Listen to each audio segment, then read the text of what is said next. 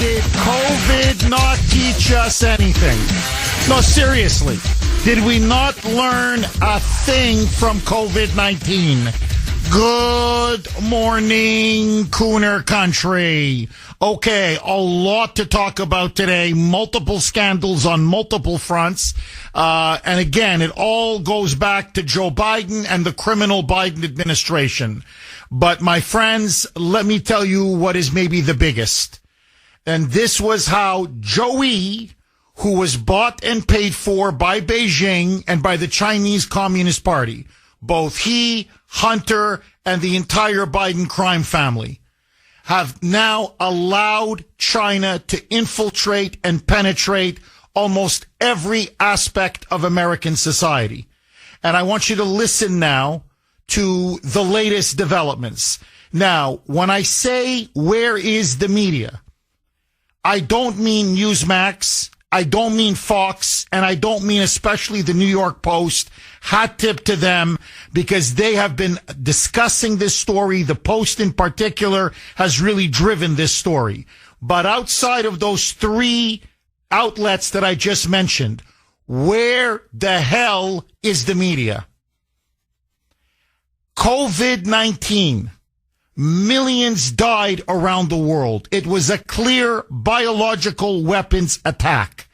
And this came from the lab in Wuhan. This is now indisputable.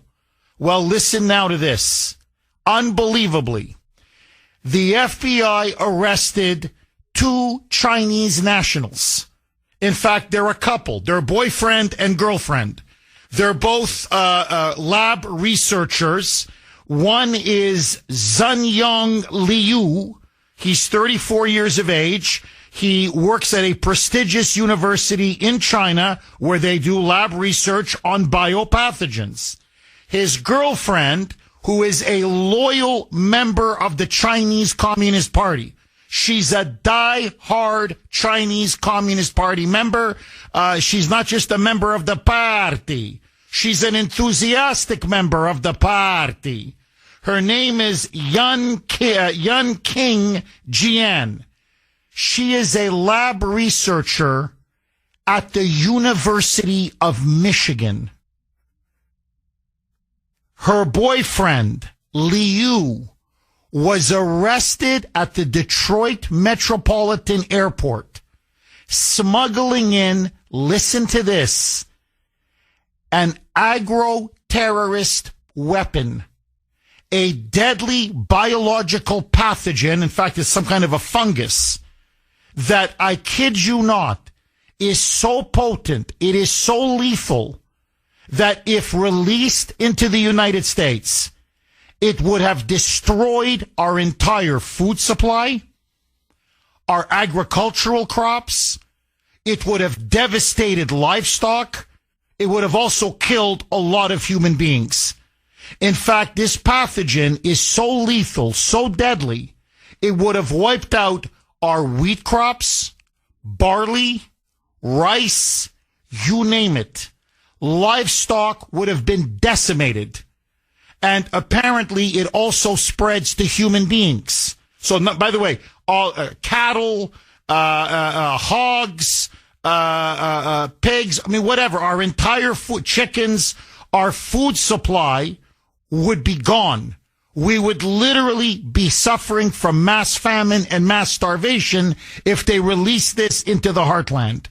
And on top of all of this, it then goes from animals to humans, where apparently it causes all kinds of vomiting, violent vomiting, liver damage, and in many cases, death. Oh, and it prevents you from reproducing. If you manage to survive it, you can't have children. It destroys your capacity to reproduce. Now, this pathogen was smuggled at the Detroit National Airport, at the Detroit Metropolitan Airport, forgive me. And when arrested by the FBI, the boyfriend, Zhenyang Liu, also a Communist Party sympathizer, said that, no, it wasn't a pathogen. It had nothing to do with his girlfriend at the University of Michigan. He has no idea what they're talking about. He wasn't smuggling anything. To which then, under intense questioning, he then confided and confessed to the FBI that he lied, that he was smuggling this pathogen into the United States. And they, again, apparently now the Chinese have been caught conducting this kind of bioweapons research. He works on this pathogen at a prestigious university in China where he's given massive government funding. He then was in this country to see his girlfriend, to then give her some of this pathogen at the lab that she works at the University of Michigan so that she can conduct even more research here on our dime using our expertise, our knowledge, our professionalism, as well as obviously our money, in order to expand their knowledge on how to use this pathogen and how to disseminate it for maximum effect and maximum devastation and destruction. Now, and by the way, this woman, she's 33 years old, this Jian, Young King, Jian, she, as I said, the one who's a loyal member of the Chinese Communist Party. Now, they're going to be in court, by the way, today. Both of them are due in court. She has been receiving funding directly from the Chinese government to work and develop this particular pathogen. Now, here you have a potential agro-terrorism attack. There is no question that they are doing bioweapons research. This time it's not in Wuhan. Now it's here in the University of Michigan, right underneath our nose. Where's the media? Where's the media? If this was released, you would be looking at millions dead. You'd be looking at the end of our food supply. You would be looking at mass hunger and mass starvation. What is it going to take before we wake up and realize that communist China is a mortal enemy and adversary of the United States? Did COVID-19 teach us nothing? So they launched a bioweapons attack, or they released it into the world to sabotage and destroy Trump's presidency. And what do we have now? A deadly pathogen that has been smuggled into the United States by the grace of God, thanks to the FBI, was prevented from further being enhanced and developed and then released here into the United States to do what? To destroy Trump and his second term and to inflict millions of people dying. The Communist Chinese Party is the mortal enemy of the United States. And it's time that we finally say we are in a cold war with Communist China, and it is time to take the gloves off. Now, I want to give a hat tip, big credit to Marco Rubio, because he came out even before this, but now this clearly strengthens his hand, saying we are going to start to revoke student visas and all kinds of other visas relating at university campuses to any students or any staff or researchers who have direct ties to the Chinese Communist Party. It's a good start. This woman should never have been allowed to do research at University of Michigan, period. Why? Because she's a member of the Chinese Communist Party. That clown, her boyfriend, should never have been allowed to come into the United States. Why? Because he's another Chinese Communist Party sympathizer who works at one of the leading universities of the CCP doing research on deadly pathogens. We don't need people like that in our country. All of them should be kicked out. Every single one of them. But the larger issue, and I want to open it up to all of you, the great audience of Kuhner Country, 617-266-6868 is the number, is what do we do now about the clear dangerous, lethal threat now posed by Beijing and by the Chinese Communist Party. They hit us with COVID. Now they wanted to hit us potentially with this massive agro-terrorism pathogen or fungus. How long are we going to wait? Are we going to have to wait for another bioweapons attack? When are we going to wake up and realize that we are now effectively in a Cold War with Communist China? And that we now need to treat Communist China the way we used to treat the Soviet Union. We should have no trade deal with the Chinese whatsoever. Whatsoever. And look at this, how we're giving them our expertise, our scientific research and development to make them stronger so that what? They can harm us? And God knows this time do even infinitely more damage than what they did under COVID-19? The University of Michigan needs to be investigated. I want to know, did people there know that they had Chinese communist cells doing dangerous research on deadly pathogens? We need to know the answer now. Look, if I'm not here to speak the truth, then what's the point of me being behind this microphone? They're laughing at us. No, really, I'm telling you the truth. Especially the Chinese Communist Party leadership up in Beijing. In Beijing, they must think we're the stupidest people on the face of the earth. I'm telling you. Like really, are these Americans stupid or what? 619 now on the great WRKO, Jeff Kuhner, liberalism's worst nightmare. So, they hit us with COVID. And the world, obviously. They lie about it.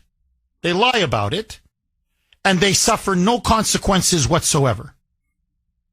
They're ripping us off when it comes to trade. They steal our intellectual property. They steal our research and development.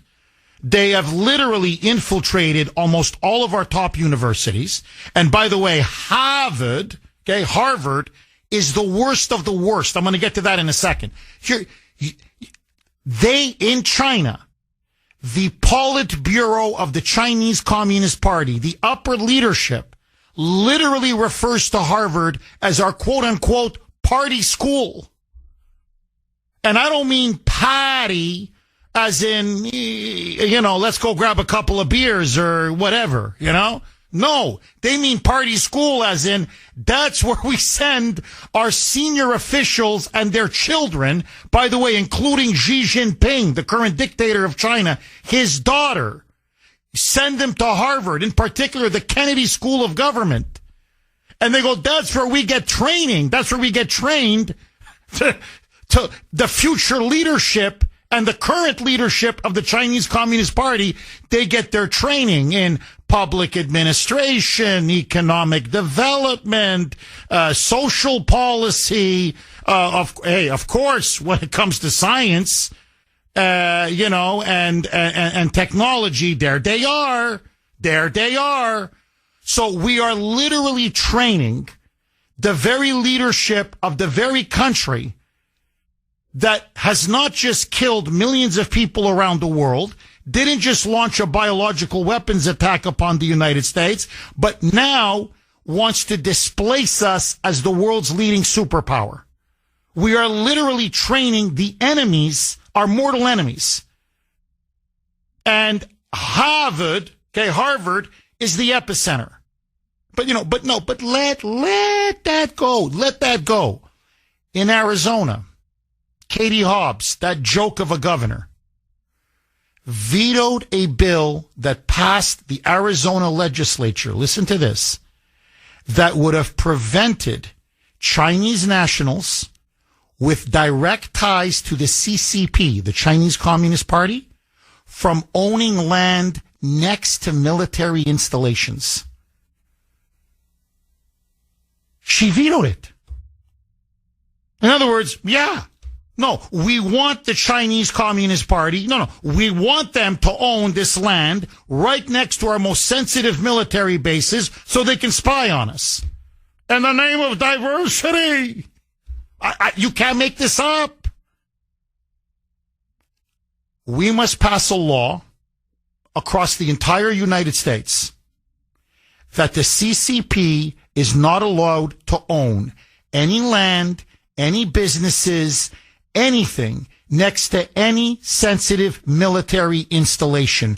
Under the Cold War, do you think we would have allowed any Soviet, any Russian or Ukrainian or whoever linked to the Communist Party of the Soviet Union to own land or businesses or an organized, whatever, a company or whatever that is right next or very close to a sensitive military installation? Yet. No, of course not. Do you think we would be allowing them to come in on student visas and study at our finest universities so that we could train and teach them on how they can defeat us in the Cold War? Do you think we would be giving them access to our most advanced and secretive, sensitive laboratories at our finest universities so they can spy and steal all of our latest research and development? In this case, help them develop one of the most dangerous, deadly pathogens in the world after they just attacked us with a bioweapon virus? Never. Never. But with China, no problem, baby. No problem whatsoever. Now, for those of you that are inquiring, okay, and this is a huge story. I can't tell you what a big story this is. Now, again, with the exceptions, Newsmax has been incredible on this. Fox has really been covering it. And really, again, it's the New York Post. They first broke it, and they've been driving this story. So those three really should be commended. But outside of those three, the Boston Globe, nothing. New York Times, nothing. Washington Post, nothing. This is CNN. It's as if this story never happened.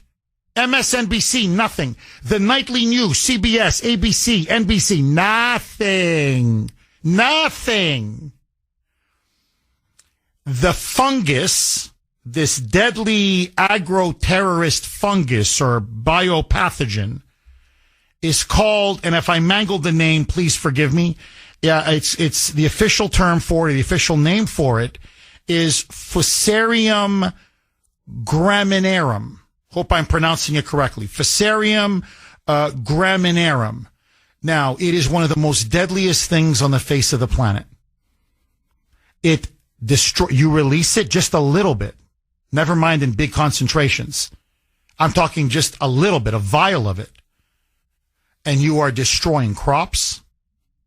It will wipe out your wheat, your corn, your barley, your rice, all of your crops, your agriculture, your entire food supply. It will poison livestock, kill livestock. And yes, it will kill many human beings. Just like COVID-19, it has the potential to kill a lot of people. And you die you just vomit yourself to death. It's like being slowly poisoned. Or your liver is so damaged from this pathogen that your body just breaks down. Now, they smuggled quite a bit of it in. These two Chinese, this couple, both of them are, they're communists. One is a Communist Party member. They were smuggling it in. She was doing research at the lab on this very pathogen underneath the noses of everybody at the University of Michigan. Now, by the grace of God, I'm telling you, we were very lucky. We were very fortunate. God really was shining again his grace on us. Because had this been released, and there's no doubt that they were planning to release this, they were refining it, perfecting it, to make it as lethal and deadly and devastating as possible, like they did with COVID at the lab in Wuhan. And then they would have struck the heartland. Our food supply would be decimated. Our economy would have been crushed. We would have God knows how many Americans dying. Trump's presidency and America would be collapsing as I speak. And this is not the biggest story. 633. 633 here on the great WRKO. Jeff Kuhner, Boston's Bulldozer. 617-266-6868 is the number. Okay, lines are jammed. When the lines are jammed, I go right to the phone lines. Just before I do, the Kuhner Country poll question of the day. And I would really love for as many of you to weigh in as possible, because I think it's maybe the $64,000 question. Okay, so the poll question, as always, sponsored by Mario's Quality Roofing, Siding, and Windows. Who is the greater threat to the United States of America? China or the fake news mainstream media? Who is the bigger threat to America? Communist China or the fake news mainstream media? A is China. B is the fake news, fake media. I want to hear from you. You can vote on our webpage, wrko.com/Kuhner, wrko.com/Kuhner, Kuhn as in national ER. You can vote as well via X. Again, I was super active on X yesterday, specifically about this story, trying to warn Americans about it. Anyway, you can vote. My handle there, at the Kuhner Report, all one word, Kuhn as in national ER. A Chinese couple has been arrested. Both of them are researchers. One worked at a very prestigious lab at the University of Michigan on a very deadly pathogen. They tried to smuggle this pathogen into the United States. Had they released it, as the FBI said, you would have seen our food supply be completely eradicated. Much of our livestock, pigs, cattle, chickens, you name it. In other words, we'd have no meat. We'd have no bread. We'd have no wheat. We'd have practically no food. Our food supply, our crops would be finished. We would be going hungry. We would have starvation. We would have disease. We would have, our livestock would be poisoned. Many humans would have been poisoned. This would have been attack even worse potentially than COVID-19. And luckily we stopped it, but clearly the intent is there. China launched one attack. They got away with it. No consequences. And now seeing Trump in power, knowing what he's doing to them as he's cutting them off on trade, containing them, standing up to them, exposing them, here they try to strike again. My question to you, is it time for us to declare China, like we did the Soviet Union, a Cold War enemy of the United States?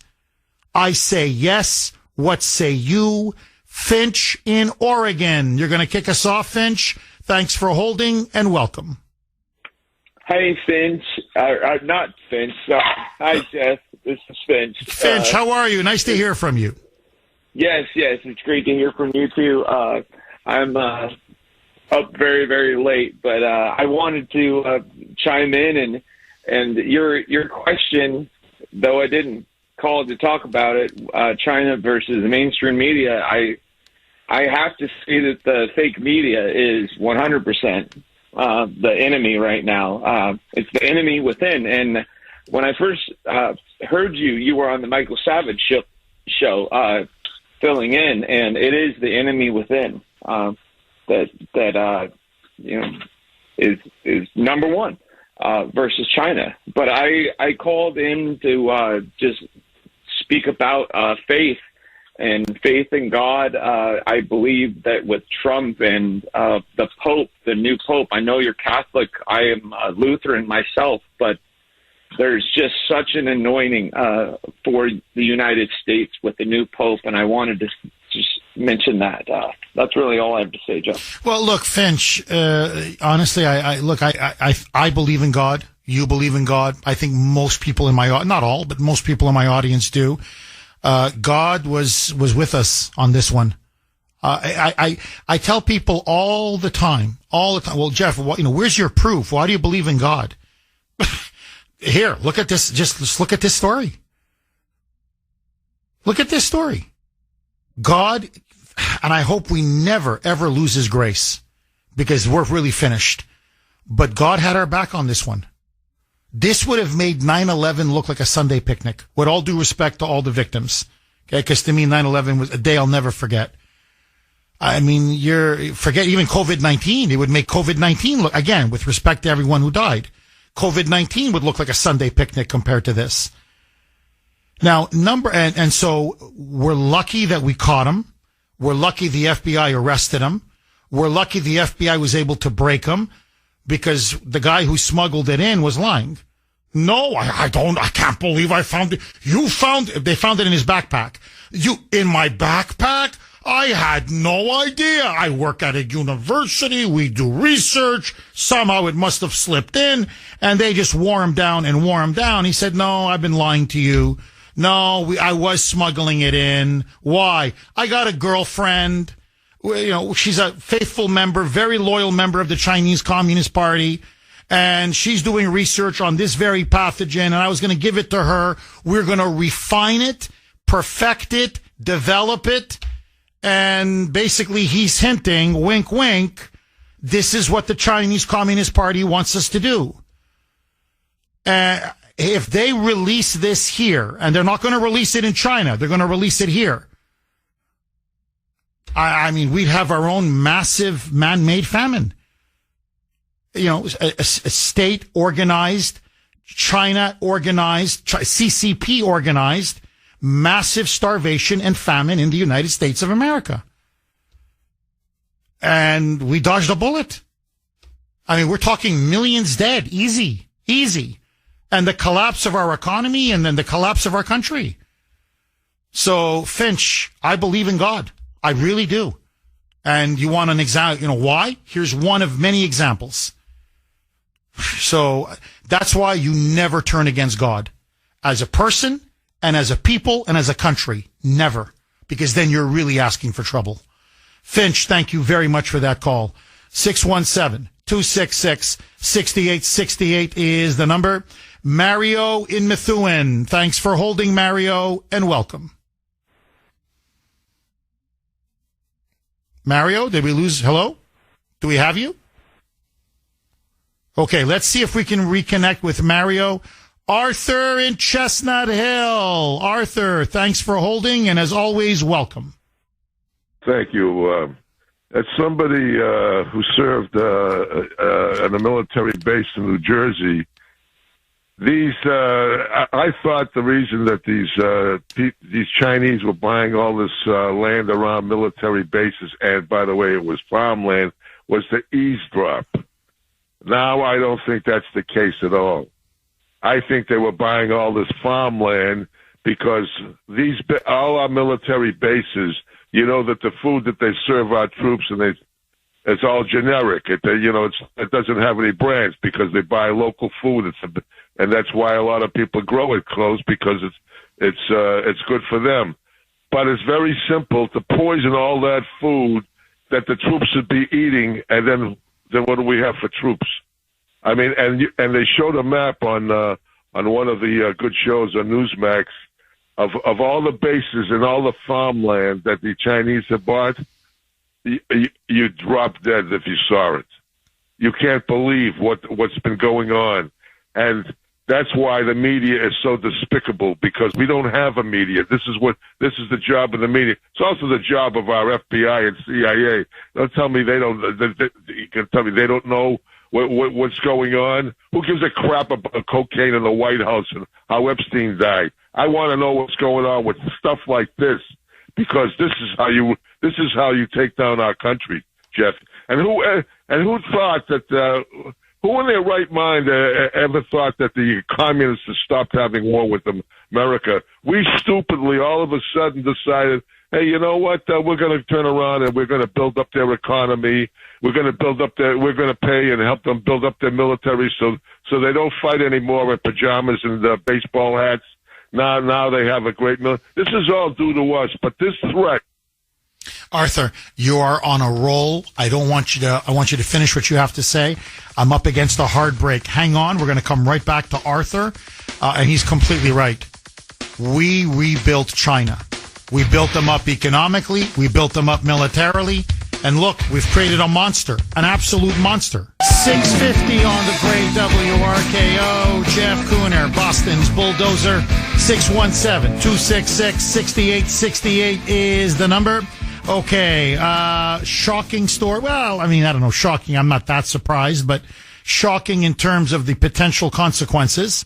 And again, I don't want to keep repeating myself, but by the grace of God, we really were spared a massive, massive catastrophe. So a Chinese couple has been arrested after they were caught smuggling a very deadly biopathogen that, had it been released into the United States, would have decimated our entire food supply, our agricultural crops, would have led to a massive famine, starvation, and God knows how many dead livestock and dead Americans.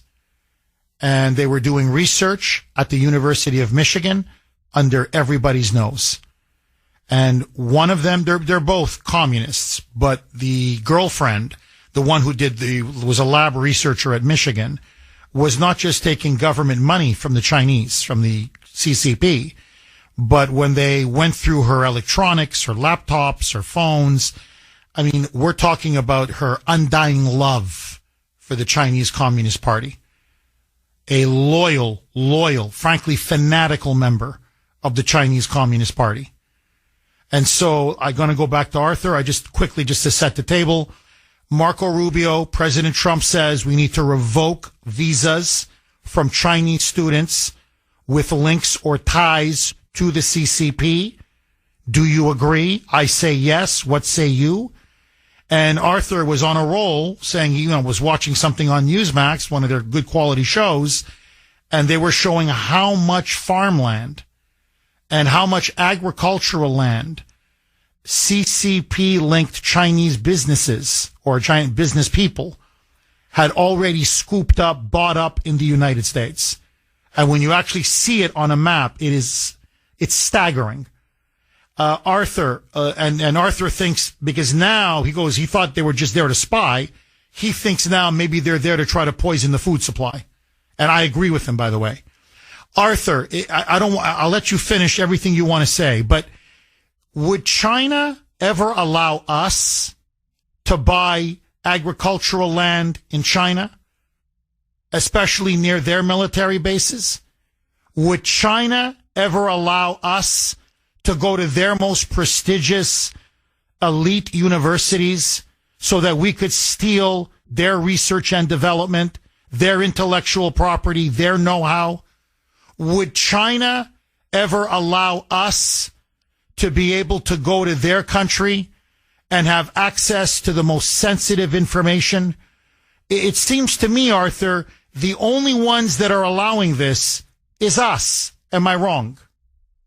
No, you're not wrong, Jeff. And first of all, I don't believe we dodged the bullet. We exposed the bullet. I think they've been poisoning us for years. We've had livestock poisons for many years. Cattle. How about this recent thing with the chickens and causing the egg prices to skyrocket because of the disease. The chickens. And we've had cattle, the same thing. And then there was the report about all this dead cattle that they found here, there, and everywhere, and that's never been talked about. I don't understand what's wrong with our government. Okay, first of all, I don't want to just take out just the Chinese communist student. Take too long to figure out who's a communist and not. Get them all out. Okay. Get them all out. And remember, I was the first one that told you and exposed the fact that there were Chinese coming in through the border, instead of the front door. And I said, these don't look like they need to come through the front door. And they were military age, and they were young girls and stuff that that were also coming through. And I said, there's got to be a reason that they have to come in secretly this way. And by the way, if that girl is a fanatical communist person, but to look at her, she looks like the sweetest little thing you ever saw. It's, these Chinese are good at what they do, and we're bad at what what we do. Where's the CIA in all this? Where was the FBI in all this? Look at the crap that they've been pulling on us while all this has been going on. They've been poisoning our food for God knows how long, Jeff. And and what about the fentanyl? They've been poisoning us with drugs. Everywhere you turn, the fingerprint of our Chinese communist enemy is there. And if we don't wake up, which we should have woke up, I don't know what it takes. Okay, to wake up the people in this country. I really don't. I mean, the only thing that pisses them off is if the Celtics lose or the Red Sox lose. That's it. What happens at a ball game? Otherwise, you know what? It's like nobody's interested. And that, by the way, has a lot to do with the corrupt non-news reporting that we get. You know that every time Trump is doing anything on signing some important legislation or interviewing, the cable stations like CNN, I just happen to turn to see what's going on. And they don't show anything, and that's the reason for the 24-hour network. The mainstream media, ABC, NBC, all those, and the cable ones. That's the reason that they get their licenses, and their licenses should be revoked, because we are at a crossroads. So, okay, what's going on in our country today is despicable. Not only what's being done to my people, okay, who do nothing but to contribute to a country, but we have to wake up, Jeff. I'm with you, Arthur. I'm with you. Look, and to me, the Chinese, we're already in a Cold War, whether we like it or not. I mean, except we don't want to wage it. The Chinese are waging it. So, when your enemy has declared war on you, you better declare war on them. And the problem is, and Arthur, I think you nailed it, most Americans are asleep at the wheel. You're right. They're more interested. Look, I'm telling you, it's true. The Celtics get knocked out of the playoffs. It's the biggest freaking story in the whole state. And as we're being overrun by illegals, okay, and Chinese infiltration and fentanyl. I could go on and on. No, it's the Celtics, or it's the Red Sox, or it's the Bruins, or whatever, or the latest movie that's going to come out. So when you got a society obsessed with bread and circuses, this is what you get. Arthur, you're dead on. Absolutely dead on. Thank you as always for that call, Arthur. And, Mike says he's guilty. Well, I wouldn't say that, Mike. I mean, you're a passionate sports fan, but you're a patriot. You are. I mean, you really are a patriot. You do care about these things. 617-266-6868 is the number. No, you asked, where's the CIA? Okay, just very, very quick, because the lines are jammed, so I want to go to the phones. But where's the CIA? Well, I'll tell you where the CIA is. The CIA, it's now come out, was 100% behind that massive Ukrainian drone strike that hit Russian nuclear bombers and Russian planes deep inside Russian territory last Sunday, and did tremendous damage, a real blow to Putin's strategic bombers and to his capability to wage an air war. Now, it didn't obliterate it, but they got a lot of planes, and they hit a lot of these military bases and a lot of these airfields. Some of them, I'm not kidding, 4,000 kilometers from the Russian-Ukrainian border. I mean, literally on the border with Mongolia. Another one was up in Siberia. So they came in. It was an 18-month process. It took them 18 months to plan this. And so they had 117 what are called quadcopter drones, very sophisticated drones. And they managed to smuggle them into Madarasha. And then they hit them. They then loaded them on trucks inside wooden containers. And only the CIA could do this, giving them that kind of precise satellite guidance technology. The wooden containers opened up from via remote. And then the drones were released. And they laid waste to a lot of Putin's air force. And the Ukrainians were congratulating themselves. It was clearly one of their biggest victories in this war. It was clearly a body blow to Vladimir Putin. And as I speak to you now, Putin is planning a massive, massive military response. In fact, he spoke with Trump by phone about an hour, 15 minutes, and told Trump, on the phone, yeah, the peace talks are over. We're going to hit Ukraine now so hard, they're never going to forget it. So Zelensky wants the war to go on. Putin wants the war to go on. But this is my point. Hey, that's their business. I care about America. I'm an America firster. To me, what's in the American national interest? Our CIA, behind the back of the President of the United States, because Zelensky did not notify Trump. Trump was blindsided by this. By the way, as was Marco Rubio. So the whole national security team was like, what? Ukraine just launched a devastating air attack, a drone attack, a surprise at what the Russians are calling Russia's Pearl Harbor on the strategic nuclear bombers of the Russian military, deep inside Russian territory, which is a massive escalation of the war. And remember, we're paying Zelensky. All his military, all of his financial aid, we're the one propping him up. He's supposed to be, quote unquote, our guy. And our president wasn't even notified? He's completely blindsided by this? The CIA was involved in this from A to Z, from the conception to the planning to the execution to the actual attacks themselves. And they're going rogue. They're working now parallel and independent of the President of the United States, of John Ratcliffe, the CIA director, of Marco Rubio, the Secretary of State. Are you kidding me? This is treason. They want to start World War III with Russia. So you're asking, where's our CIA? Our CIA is too busy fighting a war against Putin and Russia, and they've taken their eyes off the real enemy, which is communist China. Now, let me just say one last point, and I want to go to the phone lines. Okay? By the way, if I'm Trump, I'd be going Thunderdome right now. I'd be purging this deep state. I would have cut Zelensky off completely. Excuse me.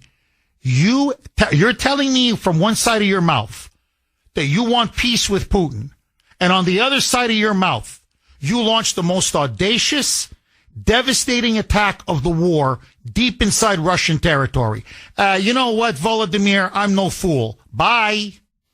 You guys want to fight? That's your business. But not with American money, American aid, or American weapons. You guys, that's your business. But you're not playing me for a fool. Okay? But this is to me the ultimate point. The CIA is compromised.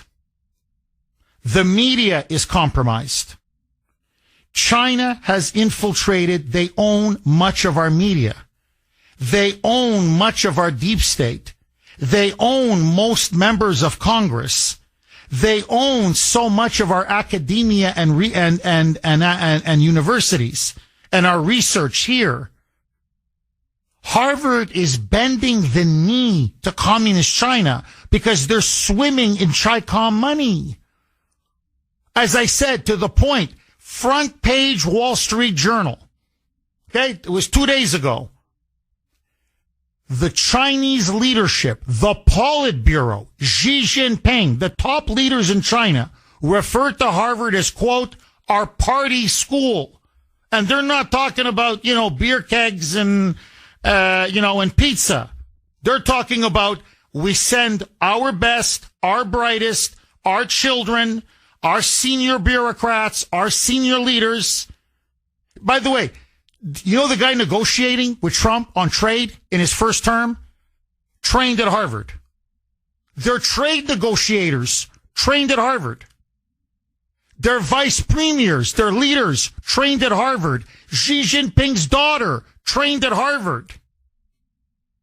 They're swimming in Chi-Com cash.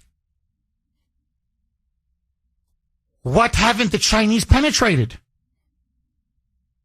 Now, as Arthur rightly points out, he's got tremendous common sense. Really, he was born to be an investigator. This guy should have worked for the CIA. Boy, would Arthur crack cases. He's right. Look how much agricultural land they're buying. And, we all thought, hey, look at this, right next to these military installations. They're spying, which of course they are, as we saw with the spy balloon. And Biden did nothing and allowed the spy balloon, and he would go on top of some of our most sensitive bases for days, just sucking up all that information, and then move on. We thought, well, yeah, they're trying to spy on our bases. No, with the Chinese, it's always dual use. Look how freaking smart they are. We spy and we own the food supply. And then we can poison the food supply. Without food, they starve. Where's America without its food? And we just allow it to happen. And I'll tell you why. Because we sold our souls for the almighty buck. All the Chinese have to do is dangle money, and they openly say it in Beijing. Here's what they say about not just the United States, about other countries all over the world. Why spend one bullet and sacrifice Chinese lives when you can literally buy your country, buy the country you want to occupy? Why? Just buy them. Because if we buy them, what's the point of occupying them? It's stupid. That's why, by the way, they think the Russians are stupid. I mean, they're backing Putin because they've turned Putin and Russia into their puppet now, into their junior partner, into their vassal. But they look at this and say, you sit around with Xi Jinping and his leadership. They're laughing. They're like, Putin couldn't buy off the Ukrainian leadership? Like, that's how you do it, man. You bribe them and bribe them some more and just keep bribing. You don't send hundreds of thousands of your boys to be slaughtered and have your economy devastated and have all these sanctions imposed on you and now be locked into a 3-year war where your country's become, even if you win, what have you won? Look at the rubble and the destruction, and your country's become so weakened. And look, you're dependent upon us. We own you now. You launched a war against Ukraine. We now own Russia. So the Chinese are very smart. They're like, look, they say this, the Americans can be bought for next to nothing. And what the media covered up, last point, what the media covered up in this country, at Beijing's top university, that's just for the cadres. That's just for members of the party, and that's high members of the party. Okay? Their professors were openly joking how they owned Joe Biden, how they owned Hunter. And they would mention it, and it's on tape, and the students are laughing. And the joke was this: we bought the president of the United States for $1 billion. They were laughing. He's saying, we bought him so cheap. That's what they can't believe. They were saying, you want to buy the mayor of Moscow? That's $1 billion. Just the mayor of Moscow. It's $1 billion. This, you get the White House. You get the West. You get America for $1 billion. My God, these Americans sell themselves for nothing. So I'm telling you, if the history books are written, and I hope they're never written, about the decline and fall of America, I'm telling you, they're going to say this country collapsed because they were greedy. The almighty buck. They just sold themselves for that dollar. I'm a free market guy. Please, make all the money in the world, but don't sell your soul to our mortal enemy, for God's sake. 617-266-6868. Agree, disagree. Keith in New Hampshire. Thanks for holding, Keith, and welcome. I've figured out why I've loved you in the morning, I've loved you in the afternoon, and sometimes I've even loved you at night in a non-sexual way. Keith, thank you so much, my friend. What's on your mind, my buddy? The reason why is because there's no bull in the Boston Bulldozer. Oh, Keith, I like that. There's no bull in the Boston's Bulldozer. Keith, have you patented that, or could I use that, Keith? The Boston Dozer. There ain't no bull. Oh, okay. Mike, please write that down. We're going to create a spot on this. We got to do a spot. This is good. This is really good. Keith, you're a genius. Keep going, my friend. The real culprit in all of this is not the Chinese. It's not the University of Michigan or Penn that took hundreds of millions of dollars for the Biden library. The real culprit is the Democratic Party. They sold us down the river. They're the problem, not the Chinese. Swalwell, the Clintons, who sold them missile technology. Let's point to the real problem. It's the treasonous Democratic Party existing in this country. It's time they pay the price for their treason. What do you think about that? Oh, Keith, listen, this phone call wasn't a home run. It's a grand slam. The Democrats are the fifth column. They are the enemy within. There's no question about it. And they're media enablers.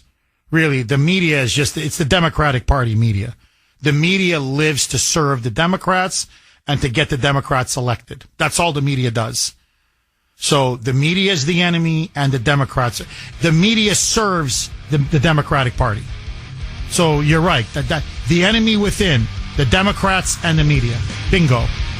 All right. What should we do now with communist China? Is it time to declare a Cold War? 719 on the great WRKO. Jeff Kuhner, Boston's Bulldozer. 617-266-6868 is the number. I didn't know it was this bad. I did. I knew it was bad. I didn't know it was this bad. So, you can text us, by the way, 70470, 70470. This is from 781.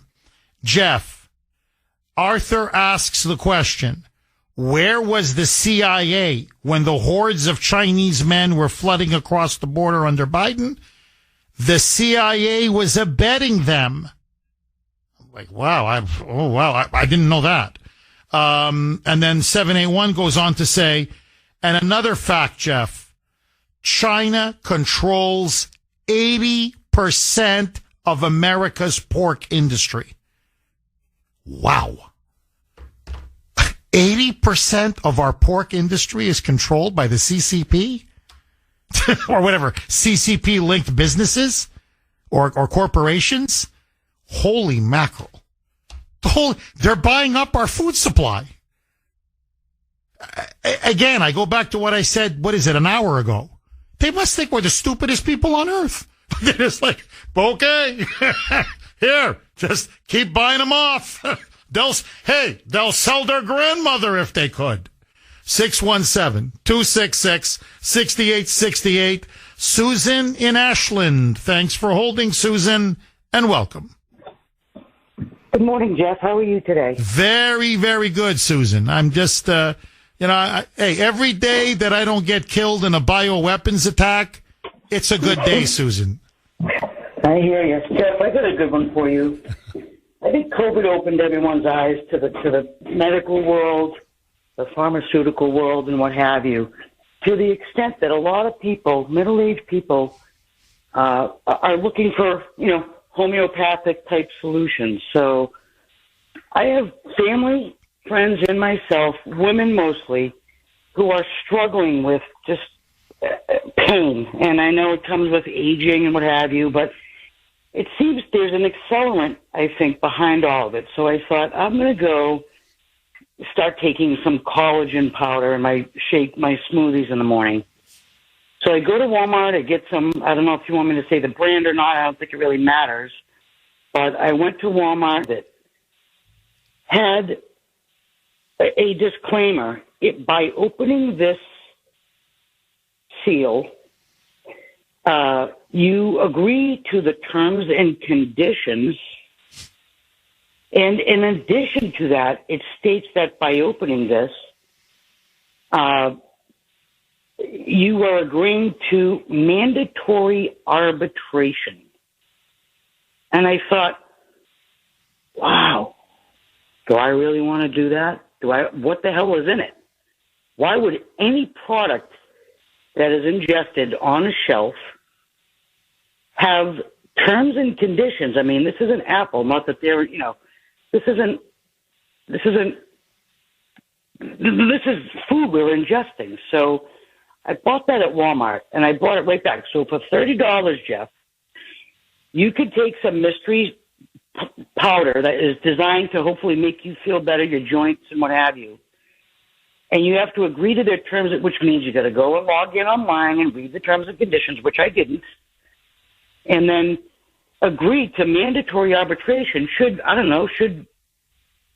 I guess it's a blanket pardon right there on the top of the seal. Oh, yeah. Should you start vomiting uncontrollably? Should your liver start shutting down?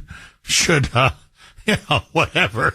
No, I'm not trying to laugh, but either you laugh or you cry. I'm not trying to make fun of this, but, should you get up one morning and like you can't wake up because your knees are all swelling and your joints have all swelled up. And, that's why you got to be very careful. But please don't tell me was it made in China? Well, I couldn't find where it was made. So there's another interesting fact to this. So I returned that to Walmart, which is an interesting factoid right there. Then I went to some local pharmacies, because I'm like, what was that? So I went to different pharmacies, and they didn't. I opened the container, no disclaimers, no nothing. So I thought, wow, supply chain. Why would Walmart have this disclaimer on the top of protein, and who knows where then I started thinking, where is this coming from? Exactly your point. And I couldn't see anywhere. Of course, my eyes are terrible. I had my big glasses on. I couldn't find it. Where was it made? Where did it originate? Where is the FDA in all this? Where is the FDA? I mean, I know that. Well, look, we learned that during COVID. That was yes, they're in the pocket of big pharma, no question. But, and Robert F. Kennedy Jr., I think, has been brilliant on this. He's the one that opened all these doors up and exposed everything. He said they're also in the pocket of China. Again and again and again, so much of their money and funding comes from China. And just to go back to Walmart, look, people can show up wherever they want. It's a free country. But Walmart, this is, I'm not saying anything people don't know. It's essentially a Chinese outlet store. Most of the stuff that you buy at Walmart is made in China. That's why Walmart's one of the leading companies against Trump's tariffs. They're just echoing the line of Beijing.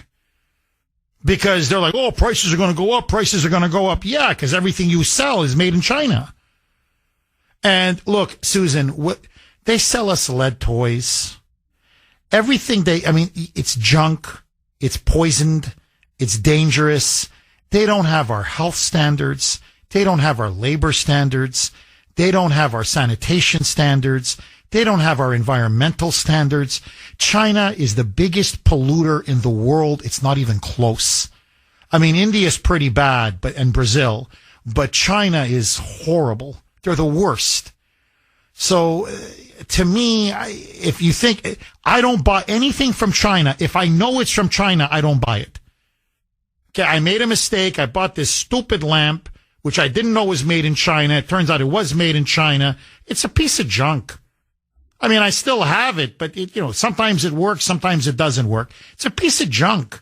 I bought it because, you know, it was affordable. It was cheap. And that, by the way, was Trump's point. That famous comment. He said, you know, you don't need 30 dolls made in China.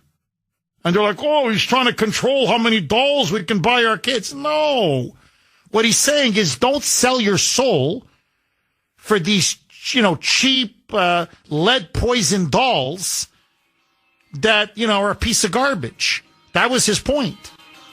Anyway, Susan, thank you for that. And I'm happy you returned. I'm happy you returned the bottle. Because when you see something like that, don't ingest it. 7:33 on the great WRKO. Jeff Kuhner, Boston's Bulldozer. 617-266-6868 is the number. Okay. Let me ask all of you this, just to throw very quick log on the fire. By the way, a couple lines are open if you want to jump on. 617-266-6868. Katie Hobbs, the moonbat Democrat governor of Arizona. A bill was passed. By the way, 22 states have such laws. Okay, Florida has it. Other states have it. Arizona was going to be the 23rd state. Even some Democrats, and there are some moderate Democrats in Arizona, went over with the Republicans. It passed the state house. It passed the state senate. Bipartisan support. No CCP-connected businesses or individuals should be able to own land near military bases in the state of Arizona. No China land near military bases. Period.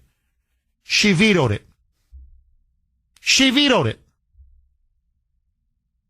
Again, in the name of diversity, saying this was discrimination and racism. And we're like, no, we just don't want CCP, Chinese Communist Party, individuals, front companies, whatever, owning sensitive land right next to our military bases. Hello, it's just common sense. Follow the money. I want to know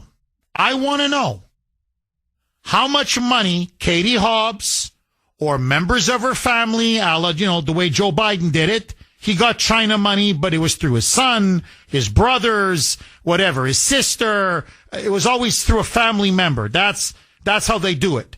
I want to know if a family member or someone connected to her is on the Chinese Communist Party payroll. Because this smells to high heaven. Agree, disagree. And let me ask all of you this, the larger question.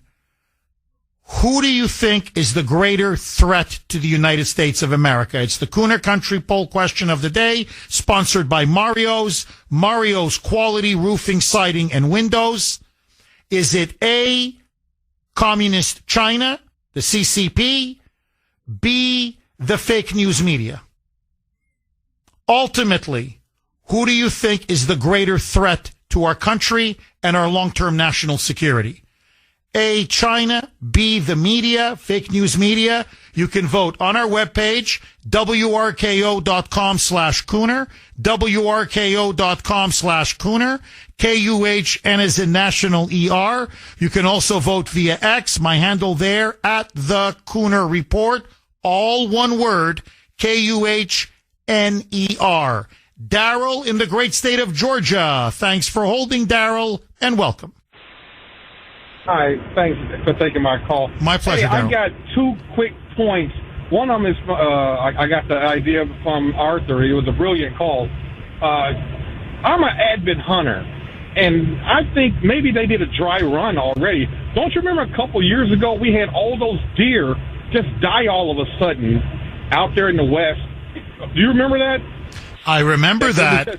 And Daryl, I'll let you finish, I promise. I also remember, do you remember there was all these strange deaths happening of like hogs and pigs and livestock? Especially that was more like in the Midwest. It wasn't out west. You're talking about deer, but in food plants, and there were all these incidents taking place. And I'm now in the wake of this, I'm asking myself, you know, who's been sabotaging our food supply and who's been poisoning our livestock? Because it's been going on now for a couple of years. But please keep going, Daryl. That's what I was thinking about. Maybe that was a dry run. But the second thing I was sitting there thinking about was, why is not this actually answers your poll question. Why is not the news media saying this for what this really is? Had this been released, this would be considered a weapon of mass destruction because of how much damage it would have done. That's an act of war against the United States by the CCP. Well, Daryl, I agree with you. But Daryl, let me ask you this. Do you think that COVID was an act of war against the United States? Yes. So do I. Honestly, so do I. I'm shocked that outside of a few members of Congress is acting like, it was all just one big misunderstanding. And that's how I know they're in the back pockets of the Communist Chinese Party. Of course they are. It was clearly an act of war. I think against the world, against the West in particular. It was an act of war against the West. But it was in particular an act of war against the United States. I think there's no question. And to this day, China hasn't paid. So, Daryl, let me ask you, because this is what's kind of floating in my mind now. Now, look, I'm a constitutionalist. I'm a free market, rule of law kind of person. I don't like eminent domain to begin with. I don't like confiscating property from anybody. Okay, I want to state that up front. But part of me is thinking, maybe Trump should consider this. Why not take all of this land that the CCP, these linked businesses and individuals are buying up all over the country and that they own, and say, you know what? Compensation. Compensation for COVID, compensation for what you did to our country. Just compensation on every single front. No, we're going to take all that land. We're taking it back. Blank you. Nothing. You're not getting paid. Bye. In other words, if you're not going to pay reparations and you don't want to take responsibility for what you did, fine. All of that agricultural land you've bought up, all of that land you're buying up around our military bases, we're going to seize it, confiscate it. We want it back. No compensation. Bye-bye. What say you, Daryl? But you got to back it up, because you got geniuses like Katie Hobbs that won't even sign on for it, because it just makes you wonder, she's got to be being paid for somebody. It got to be, because common sense can say, hey, if you're going to be near a military base, why? And why was all those Chinese military men coming across the border that Biden let in the first place? And, it just tells you something's coming up down the road sooner or later. And you got our politicians here are just paid off to let it happen. So if you're going to confiscate all that land and as payment, but you got to make sure they can't buy any more and start rounding those guys up who came in the first place. You got to solve the entire problem, not part of it. Oh, I'm with you, Daryl. As I like to say, not 100, but 1,000%. You're dead on. Daryl, thank you very much for that call. One of the biggest mistakes this country ever made was allowing China to enter the World Trade Organization. And that was done by Clinton in the 1990s. And then free trade deal after free trade deal after free trade deal. And they just literally, we outsourced trillions of dollars of our wealth.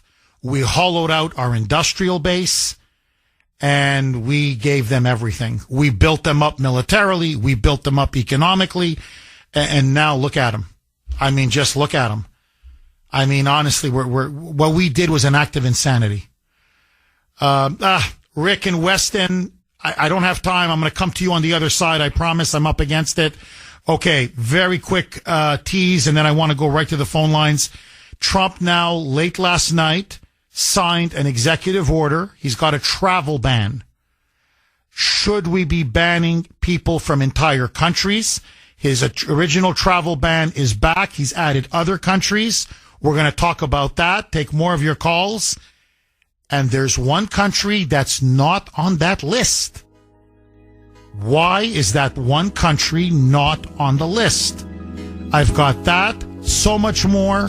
Don't touch that dial. 750 on the great WRKO. Jeff Kuhner, Boston's Bulldozer. 617-266-6868 is the number. Rick in Weston. Thanks for holding, Rick, and welcome. I have 2 points to make. I'd like to, if I could. Go ahead, Rick.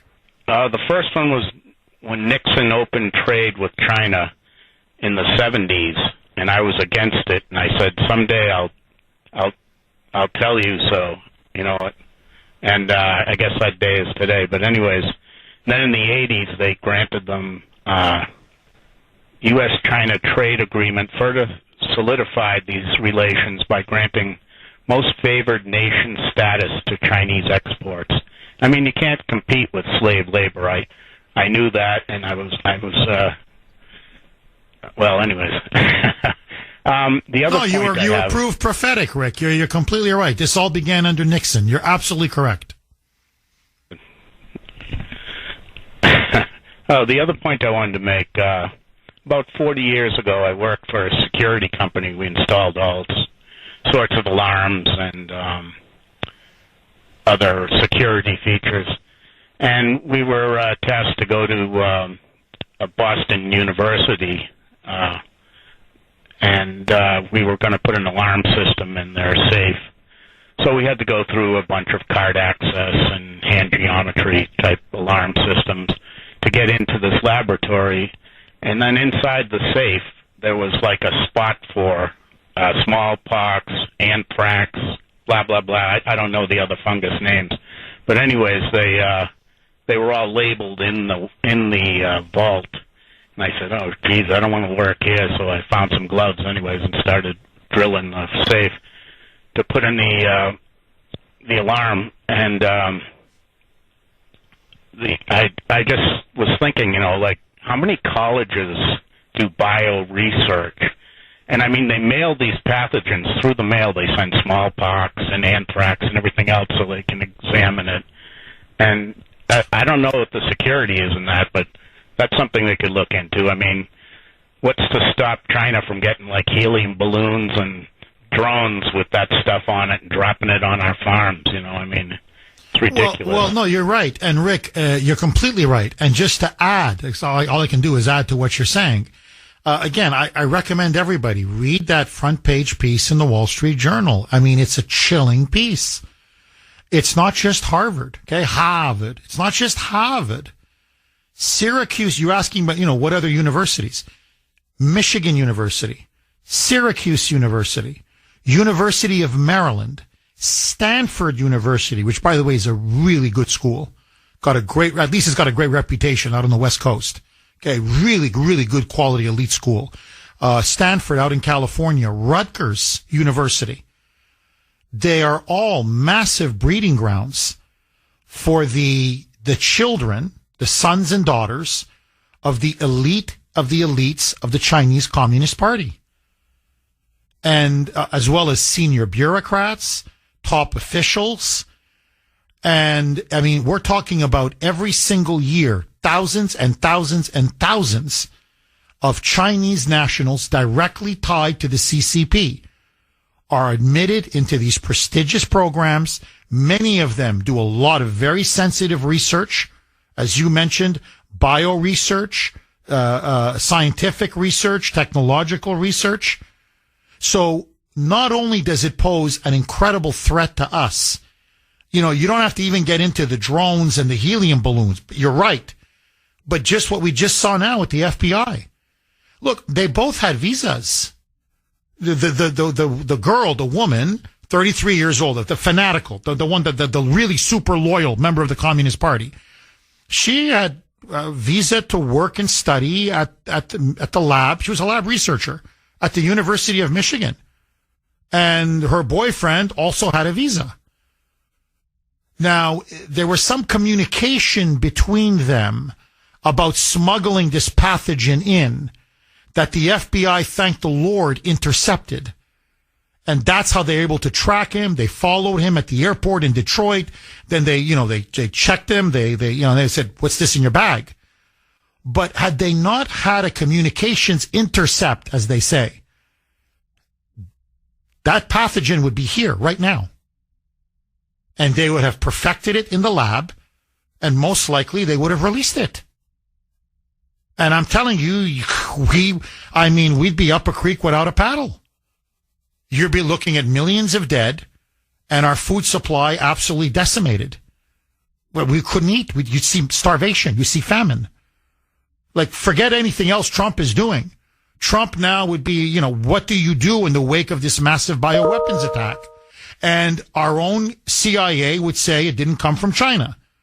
Like they lied about COVID. Our deep state, our intelligence community would say, no, there's no evidence. And people like me would be talking about these two people and what they brought in and the pathogen that they used, and then I would be censored. I'm telling you, that's how it goes. Big tech would censor me because they're in bed with China as well. And this would make COVID look, like I said, like a Sunday picnic. So we're bringing in so many students on so many visas to so many of our most prestigious universities that anybody can smuggle anything in. It's so easy. Now, luckily, it's far and few between. What they're really doing, Rick, is what you talked about earlier. They are studying pathogens. They're perfecting their knowledge of these viruses and bioweapons. They're using our knowledge, our wealth, our technology, our expertise in order to make weapons of mass destruction to kill us and to make themselves the dominant, preeminent power in the world. And they've been doing it now for 30 years. And the reason why, I'll tell you why Syracuse is letting them in and Harvard is letting them in, to the point, as I said, literally, they're now called the party school. They're the party school. In other words, that's where we send our best. Xi Jinping will only send his daughter to Harvard. That tells you everything you need to know. And the University of Maryland and Rutgers and Stanford, and because they pay top dollar. The Harvard and the Wall Street Journal points that out. They pay absolute top dollar. So we're selling our souls for money. And not only do they pay top dollar for tuition and everything, they also very generous donors. So it's all about the freaking money. And now you know why China's on the verge of burying us. And look, I'm going to go even further, Rick. This is an open secret. If China was to invade Taiwan today, there's nothing we could do about it. There's nothing.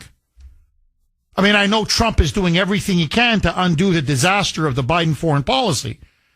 But we don't have the Navy now to compete with China. We don't.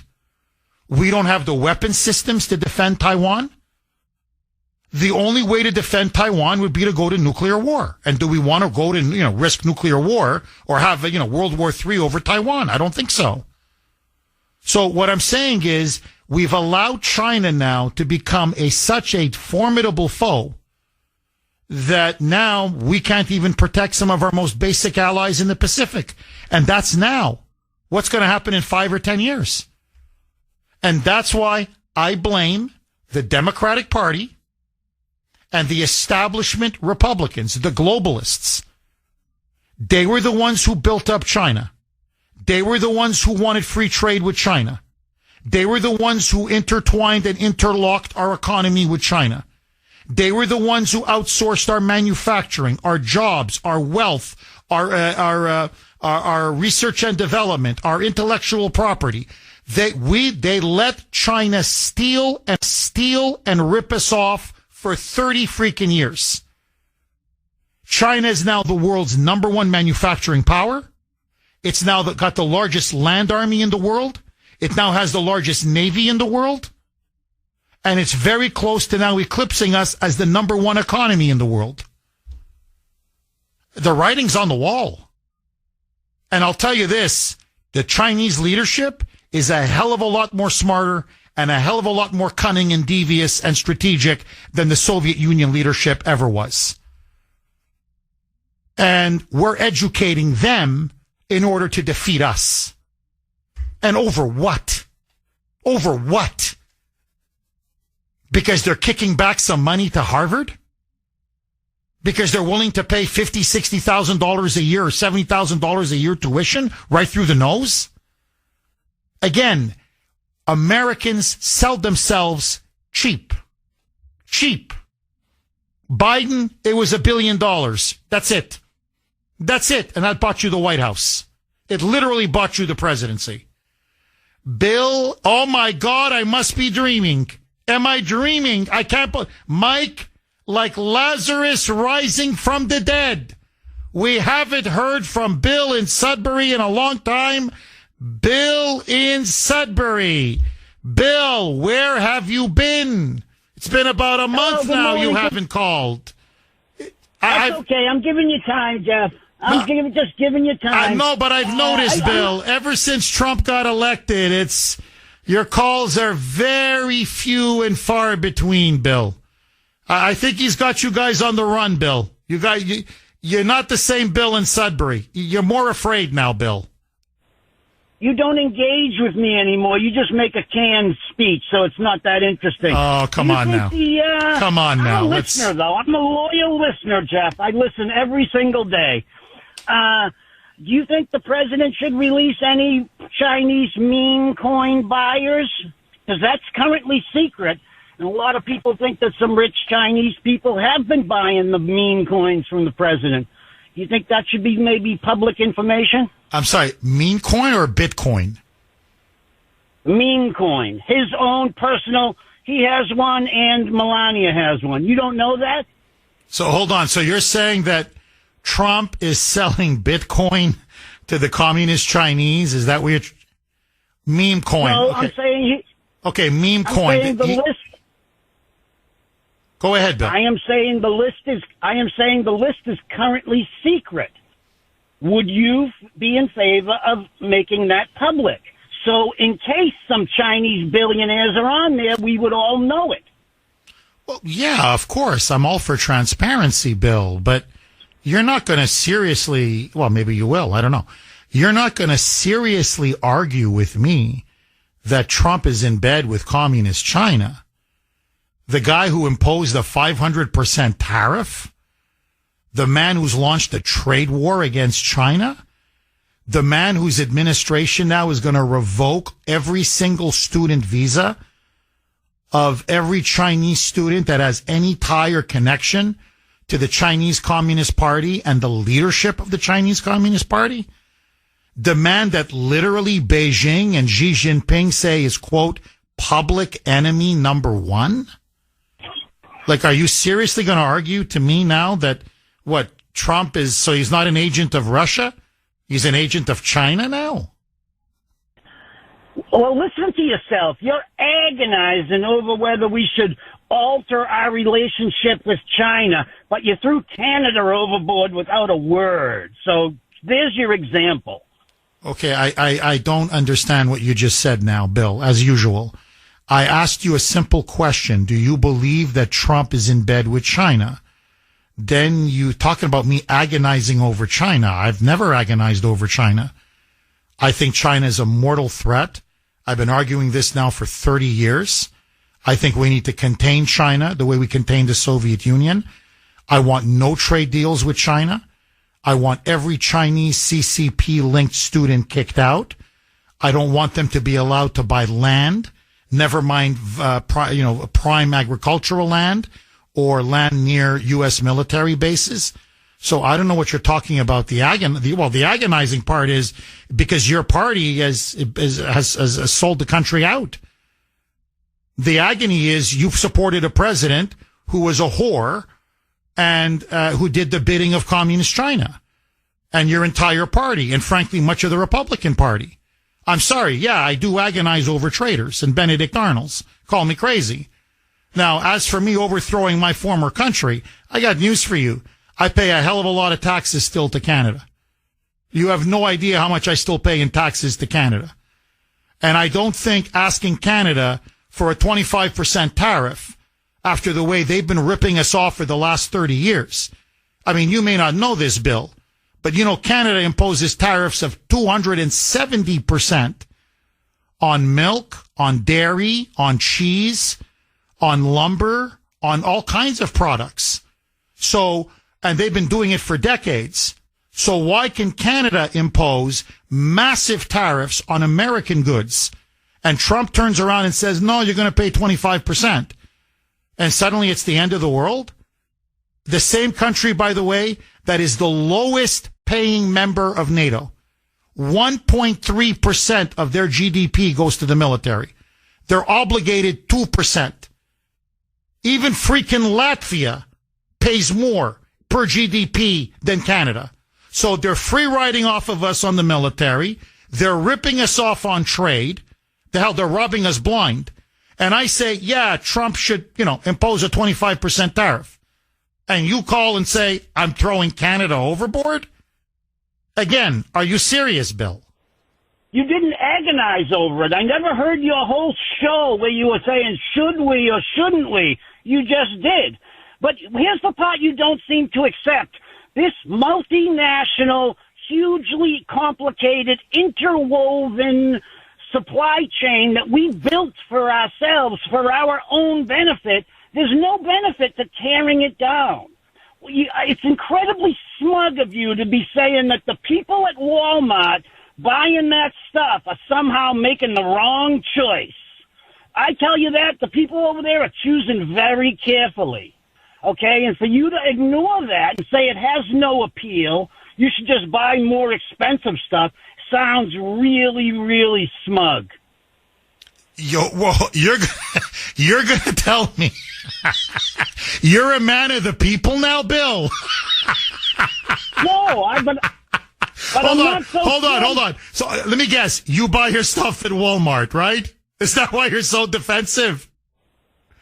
I love a nice $10 pair of sneakers, Jeff, and so doesn't everybody else. Of course, you want to buy stuff from China. Of course you do. That's exactly it. You're the problem. Yeah, see, and that's the thing about you. You're such a phony. You and all you fellow libs. That's all slave labor. They're working in sweatshops. They're lucky if they get paid $1 a day. Some of them get paid nothing, literally nothing. They're enslaved. That's the regime you guys are propping up. I mean, you should be ashamed of yourself. And on top of that, you're saying, we should take advantage of all this. This is such a great thing. Really? So it was so great during COVID that we couldn't even make our own masks.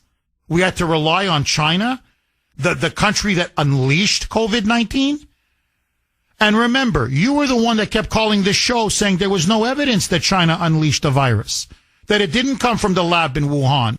You were spreading the phony baloney propaganda that this came from a wet market and it came from bats and monkeys, which turned out to be another monstrous lie. So you covered up for Beijing, I guess because you love your $10 sneakers. You turned a blind eye when they released it and killed millions of people around the world. And then after they release this, we have to buy our masks from China? You mean what? We can't make masks in America? No. Our aspirin is made in China. Insulin that I use for my diabetes, China.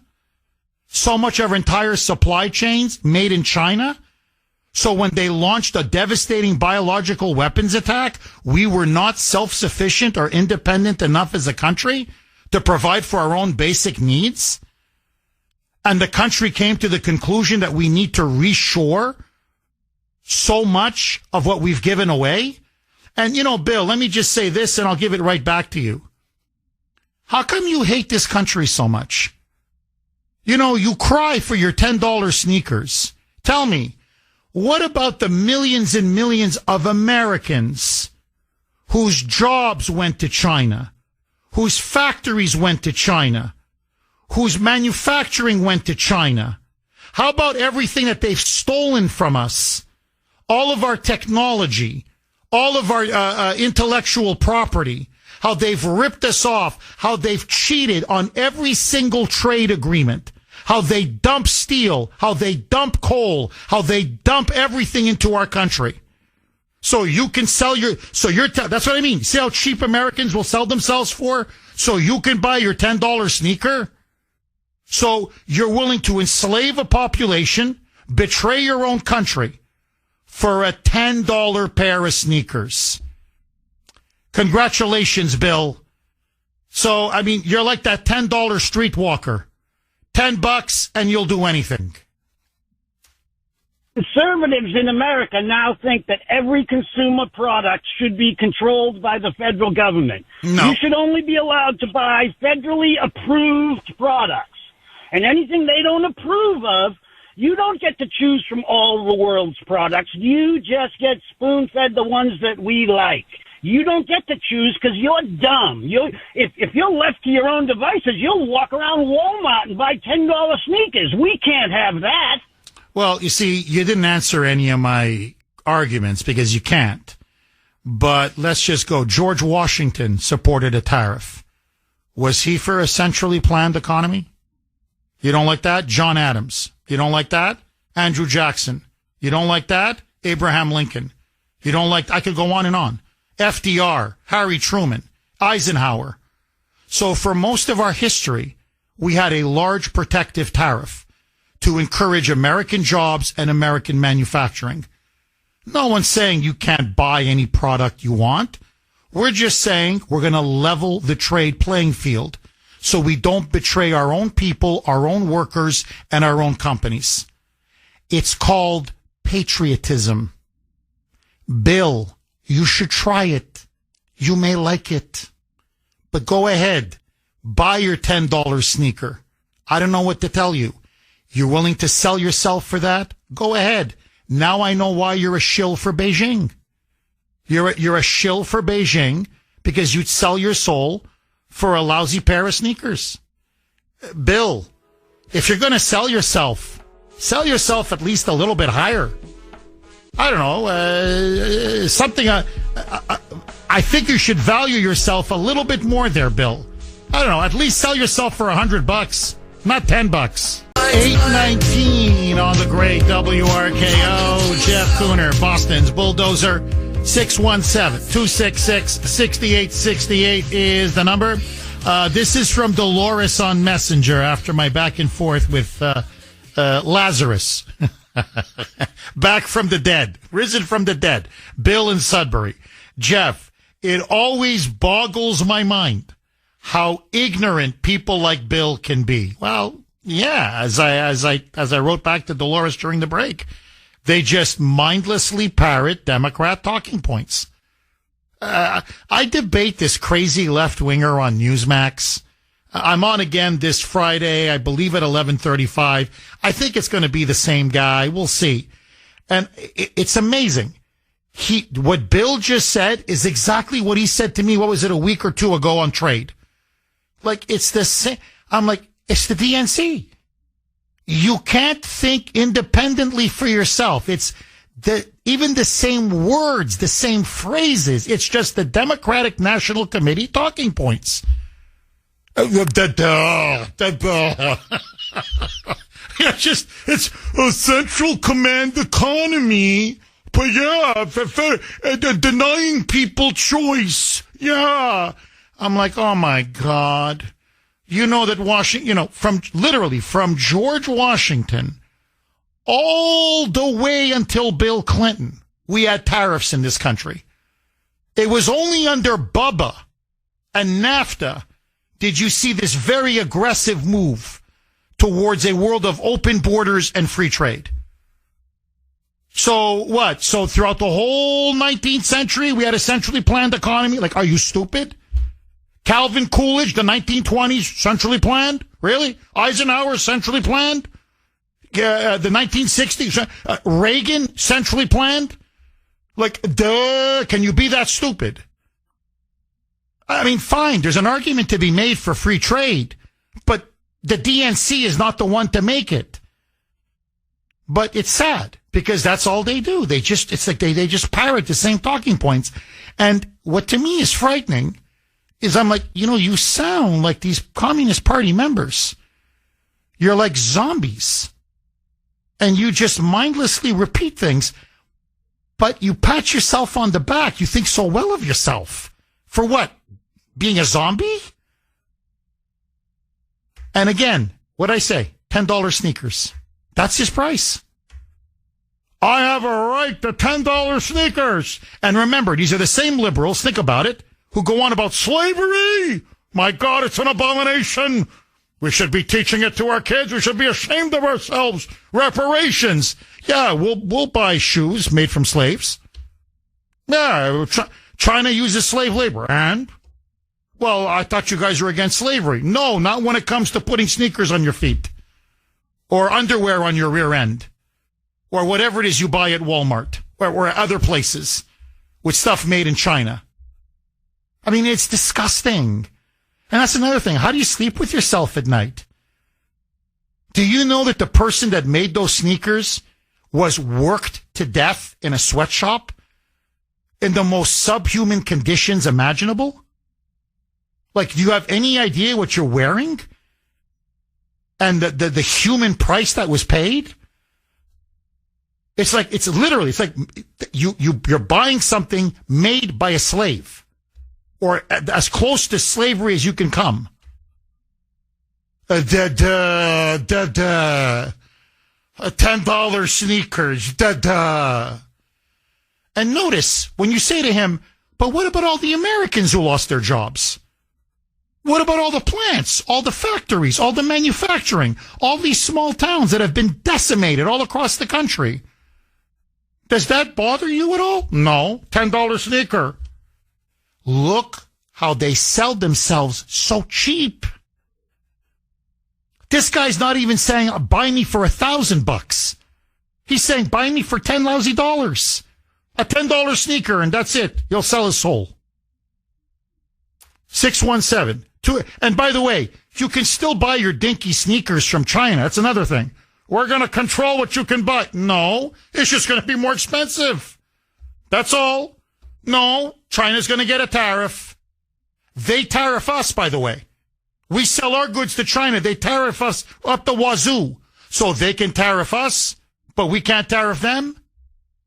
So they can screw us, but we can't mess with them. And remember, when I mentioned Canada, this guy couldn't, no rebuttal. So they have tariffs on us for 20 years. 20 freaking years. And they free ride off of us on the military. And Trump says, all right, 25%. You're still getting a better deal. I'm not giving 250, 270 like you guys are. 25%. You threw Canada under the bus. No, you've been throwing America under the bus. And honestly, this is what I've concluded about the Democrats and liberals like Bill and Sudbury, but they're all over. They're traitors. They're traitors. A liberal is a self-hating American.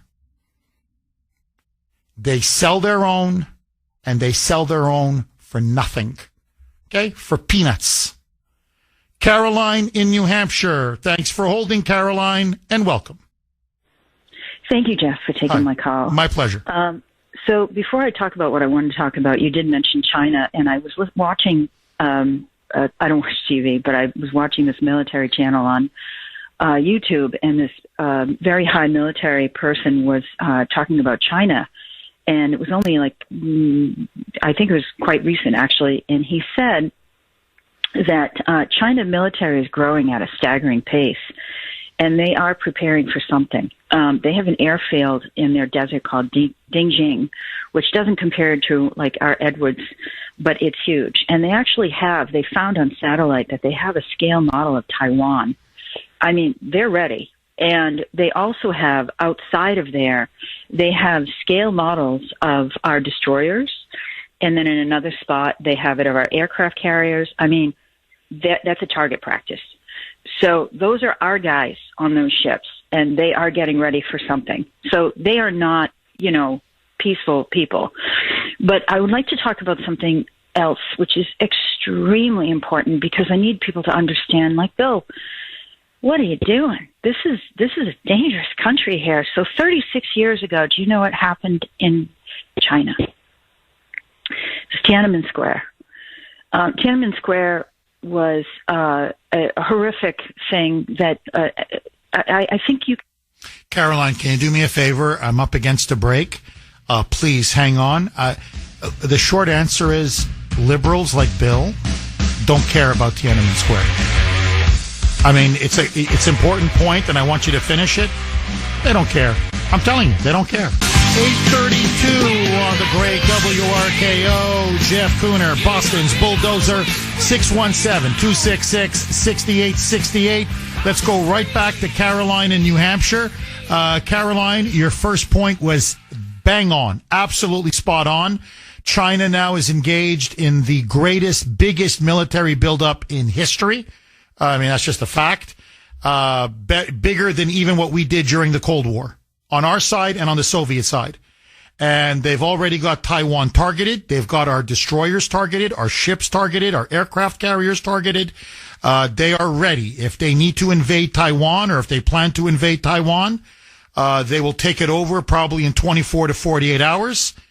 And they will decimate our Pacific fleet in the process, or at least that's their plan. And again, we funded them. We built them up. We brought them into the World Trade Organization. We have given them everything. And now I fear the way we built up the Nazis, the way we built up Stalin, we've now built up this military and economic monster. And then you were talking about Tiananmen Square, which really was the start of everything, where they butchered these pro-democracy activists and demonstrators on the streets of Beijing at Tiananmen Square. They literally, the Chinese Communist Party rolled out the tanks, and I mean, they ran them over, they shot on them, they fired on them. It was a bloodbath and a slaughter. Please, Caroline, this was in the early 1990s. Please, Caroline, pick up where you left off. So the most courageous act I've ever seen was when what they called Tank Man, since no one knows his identity or whatever happened to him.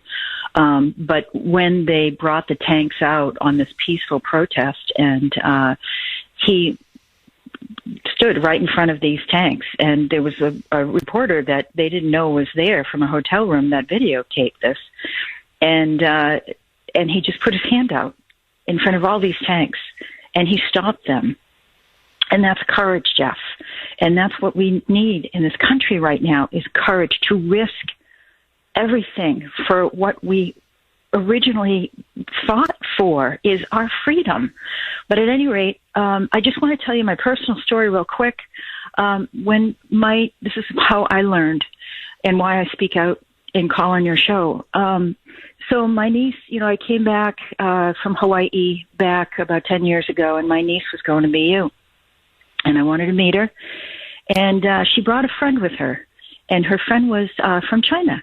And very nice girl. But I was curious because I had heard that Google at the time had complied with China and had said that they would not put anything out on Tiananmen Square. They would be controlled by China on their information. And I said, just curious, do you know anything about Tiananmen Square? She goes, oh, that's just a myth. I said, really?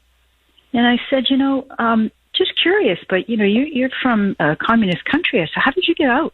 Oh, my dad works for the CCP, the government, she said. Wow. And she was going to Boston University? So in 1998, I'll go back why I'm so passionate about this. I was a young 21-year-old, the same as her at the time. And I was in New York cater waitering, and I happened to be called to work at this something called the PEN Awards, P-E-N Awards. So I go in, and it was curious, who would win, and setting up. I mean, I literally served dinner to Gore Vidal and George Plimpton. It's quite an amazing thing. And the person who won was a man that I think that we really should be paying attention to right now. His name is Liao Yiwu, Liaoyiwu, another courageous man. After Tiananmen Square, he wrote 2 poems about Tiananmen Square. He was thrown into prison, a Chinese prison, and horrifically treated. He smuggled this book of poems out through other prisoners. He had to write very gently on toilet paper to get this out. That's one of the people that, and by the way, that girl, from what I understand, is now in Canada. Another thing is Falun Gong. Okay, these people are being tortured. Their bodies are being taken from them for the organ. That's right. Harvest. They harvest their organs. They kidnap them. They seize them, and then they take their liver, or they take their kidneys, or a heart. I'm not kidding. And then they sell it on the black market, or they keep it for members of the party, or they sell it. And this is what I'm saying. This is a fact. So, or they're put into slave labor. So when that idiot Bill in Sudbury is going on about his $10 sneakers, it's usually either a Christian or a member of the Falun Gong or a Uyghur out in Western China who has literally been imprisoned. And if they're not shot, if they're not tortured, if their organs aren't harvested, they put them into slave labor camps. And Nike is fully on board with this, just to give you one example. And that's where they make everything. They make the toys, they make the sneakers, they make the socks, they make the underwear, they make the shirts, they make everything that you see at places like Walmart. And you say, oh my God, this is a great deal. I'm like, yeah, well, you should know who made that deal. And they're just dumping. It's called dumping. And they just take it and they just dump it into the United States. Now, you can't compete. Nobody can. Now, at best, they're getting paid $1 or $2 a day. At best. Most, it's literally slave labor. And that's what we sold our country out for? And the stuff is, because it's made by slaves, the stuff is garbage. I mean, that's the thing with slave labor. It's not like you're paying somebody $20, $25, $30 an hour, and they can, feed a family on that and raise a family on that. And these are motivated workers. These are people who are, love their job. They're proud of their job. They got good pay, good benefits, good working conditions. They want to really put everything they have into their work. No, these are people that, the gun barrel to the head. Make this cheap lamp, go. Make this cheap alarm clock, go. And for Bill, make that sneaker, go. So yeah, it's $10, $15, whatever, but it's garbage. And it's not, it's got lead. It's got it's not even healthy. It's just bad. So that's, now we get some of our food from there, our medicines from there. Like, are we crazy? No. Put a tariff. What tariff? No trade deal. Done. Bye. And, notice they go, well, how dare you decouple us from China? Well, you had no problem tethering us to China in the 1990s and early 2000s. So just as you guys forced us to intertwine with China, we can decouple from China. For most of our history, we had no trade with China whatsoever. And we were the most prosperous, wealthiest country in the world. Relax. No one's going to die. Okay, relax. The sky's not going to fall if we decouple from China. Trust me. It'll be better for us. We'll get better products. Even if we buy from abroad, it'll be better quality. And we're not selling ourselves to slavery. Don't sell your soul. It's not worth it. George in New Hampshire. Thanks for holding, George, and welcome. Hey, Jeff. Hi, George. You probably, you're well educated. So I read a book in high school. It was required for English. It was Knight. Eli Wiesel, I think. Elie Wiesel. Yes, Elie Wiesel. Yeah, Elie. Yeah. And then they had a character, Moshe, the village idiot. And that's what we're dealing with. There's a dual reality. You have, and the premise of this character was he would come back to the village and say, "Hey, this is what's going on. They're rallying up Jewish people and they're cattling them to camps." And everybody would be like, "Oh, you're just a village idiot. What do you know?" And da da da da da. And I think that's what's been going on. So when you ask the question, China's declared unrestricted war with us. They want to return to the 9-dash line, which, I would encourage people to look into because, I've had to do a little research just, George, please elaborate on that because I know the audience wants to hear more about it. I'm up against a break. I'm going to come right back to you. And the travel ban.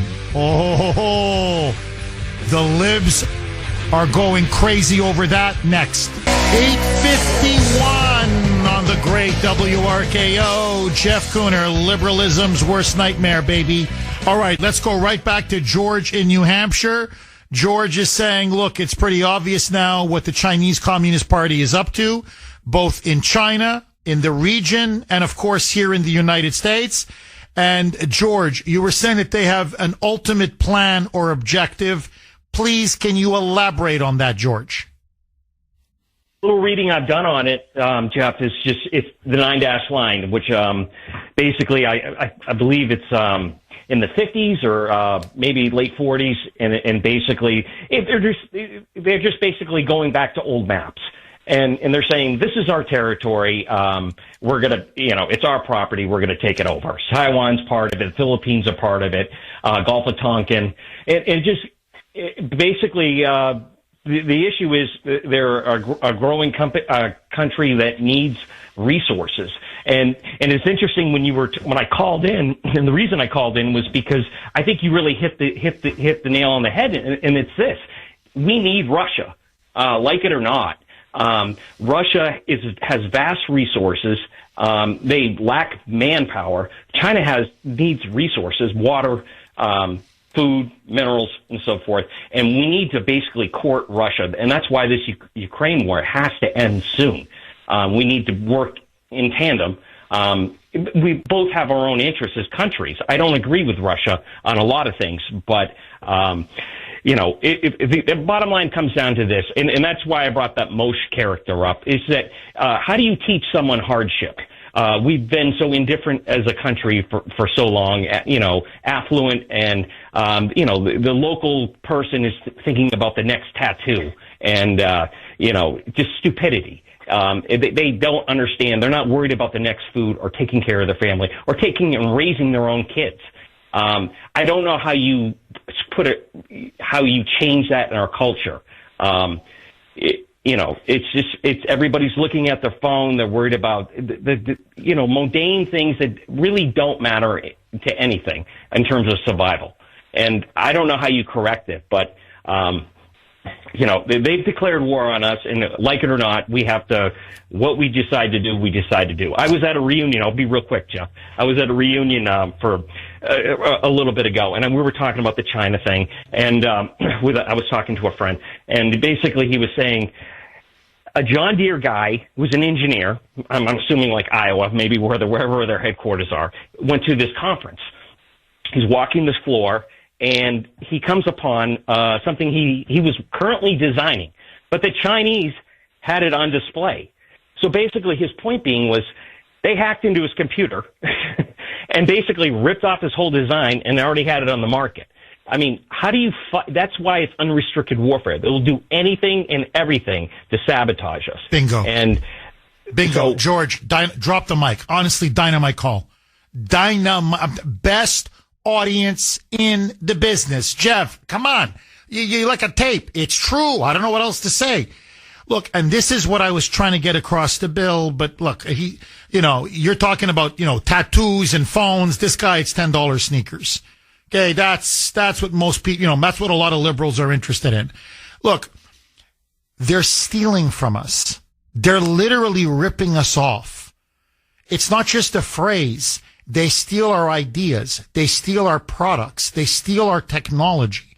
They're stealing from us. And they're never made to pay a price. They're cheaters. And they've declared economic, ideological, cultural, and military national security war on the United States. And they're open about it. This is not some kind of a secret plan. And they believe that by the end of this century, we are finished. And they will be the next preeminent superpower in the world. And not just that, they will own us. They will dominate the entire Pacific. They will be the global military and economic superpower. And the entire world will have to pay tribute to them and bend the knee. And they want to destroy our way of life. Because it goes back to what Caroline said. She's completely right. Most young people in China today believe that Tiananmen Square, quote unquote, was a myth, that it never happened. They don't want the Chinese. Remember, China now has developed the most sophisticated, the most complex, sophisticated, comprehensive system of social control ever invented in the history of man. Better than what Stalin did. Better even than what Mao did in China 60 years ago. Better than Hitler. And they've got it's with high technology, constant surveillance. They force people into occupations. They monitor them. They control your family, the size of your family. You're constantly brainwashed and indoctrinated. You're constantly monitored. You're constantly watched. So you think they want to see a free country like ours prosper and thrive? We're their natural mortal enemy. They want to bury us. So we're going to keep allowing them to come in? And now we're finding out they're smuggling the most dangerous biological pathogens possible that literally, if released, would destroy our entire food supply and we'd starve to death. And, you know, a veteran who I really respect, Peter, texted me maybe half an hour ago. A great Vietnam vet, great Air Force pilot, a proud Greek American, but American. I mean, Greek, you know, he should be proud of being Greek. It's a great heritage, but he's a great, proud American. He said, Jeff, how are we going to wage a Cold War against China? Half of our medical supply is based in China. So we're going to, you know, we could wage a Cold War against the Soviet Union. Why? Because we never made ourselves dependent on the Soviet Union. Here, again, my insulin is made in China. Most people's insulin is made in China. Something as basic as aspirin. We can't make aspirin? Okay, I don't know. Let El Salvador. We got a friendly government there. Let them make the aspirin if you don't want to bring it back to the United States because you want to save a few bucks. Like, there's many countries in the world. India, let India make the freaking aspirin. But does it have to be communist China? So you can't wage a Cold War when literally they can cut off all your medical supplies. That's it. You're done. Your food supply, you're done. So much of your chip technology and computer technology, you're done. So that's why Trump is saying, are you guys all mad? Are you guys on drugs? We've got to reshore all of what we've outsourced to China over the last 25, 30 years. And as he said, at a bare minimum, have it made in India. Have it made in other countries. Have it made in, Taiwan, whatever. But don't, why? Because they're not our mortal enemy. Like, it's just common sense. George, dynamite call. Okay, sorry, I've been teasing this now for about a good hour. But here it is. So just quickly, I promise I'll go back to the phones. 617-266-6868. Liberal heads are exploding. The media is on the warpath. What else is new? Democrats are screaming dictatorship, fascism. Why? Last night, in the evening, Trump now reimposed the travel ban that he had in his first term. However, through an executive order, he also added several other countries. So it's going to be a little bit more of a wider, more expansive travel ban. Now, in particular, the ban now will completely bar travel to the United States.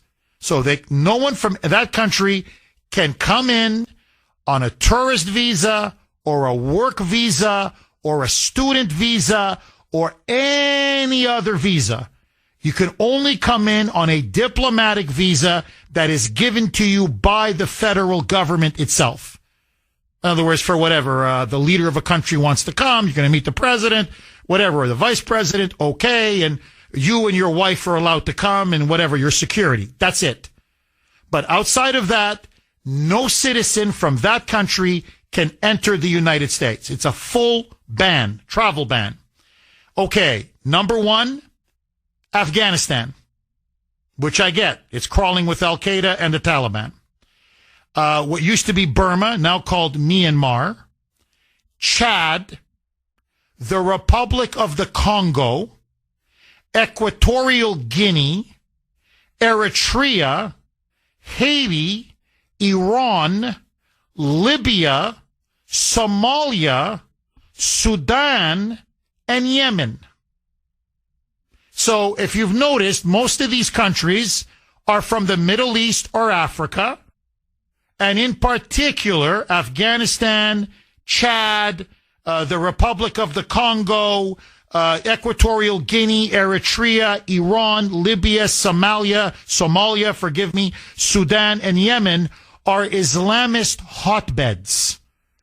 It is crawling with ISIS, Al-Qaeda, Muslim Brotherhood, Islamic terrorists, and jihadists.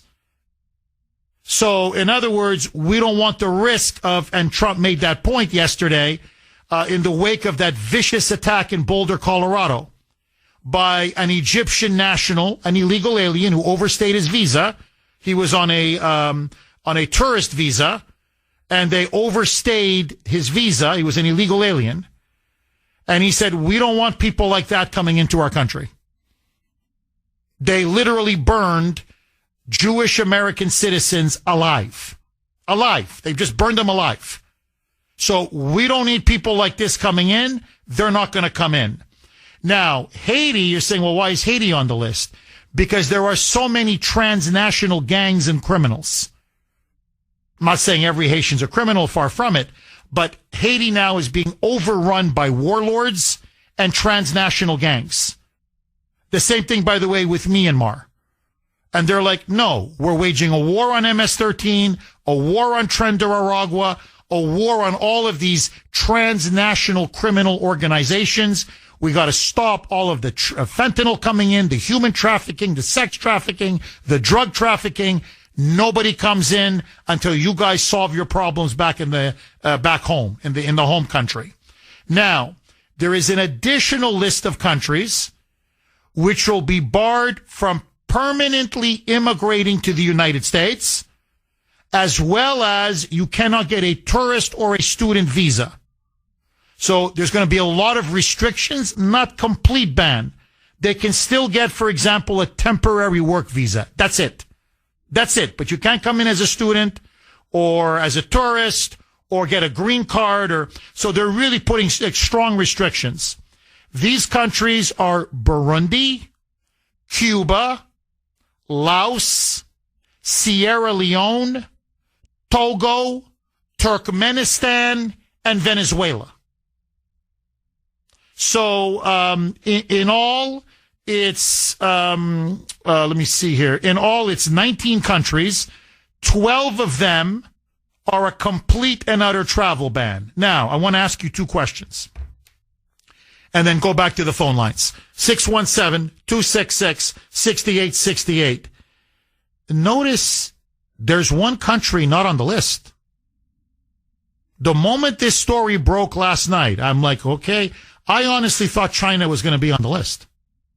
I'm like, okay, yeah, that's good, yep, that country, yep, Iran, yep, Libya, Afghanistan, yep, Yemen, yep, I'm with you, Donald, yep, yep, okay, Cuba, yeah, I don't trust, Venezuela, yep, Maduro's now sending a lot of his criminals and mentally ill people and prisoners, and he's dumping them here, I get it.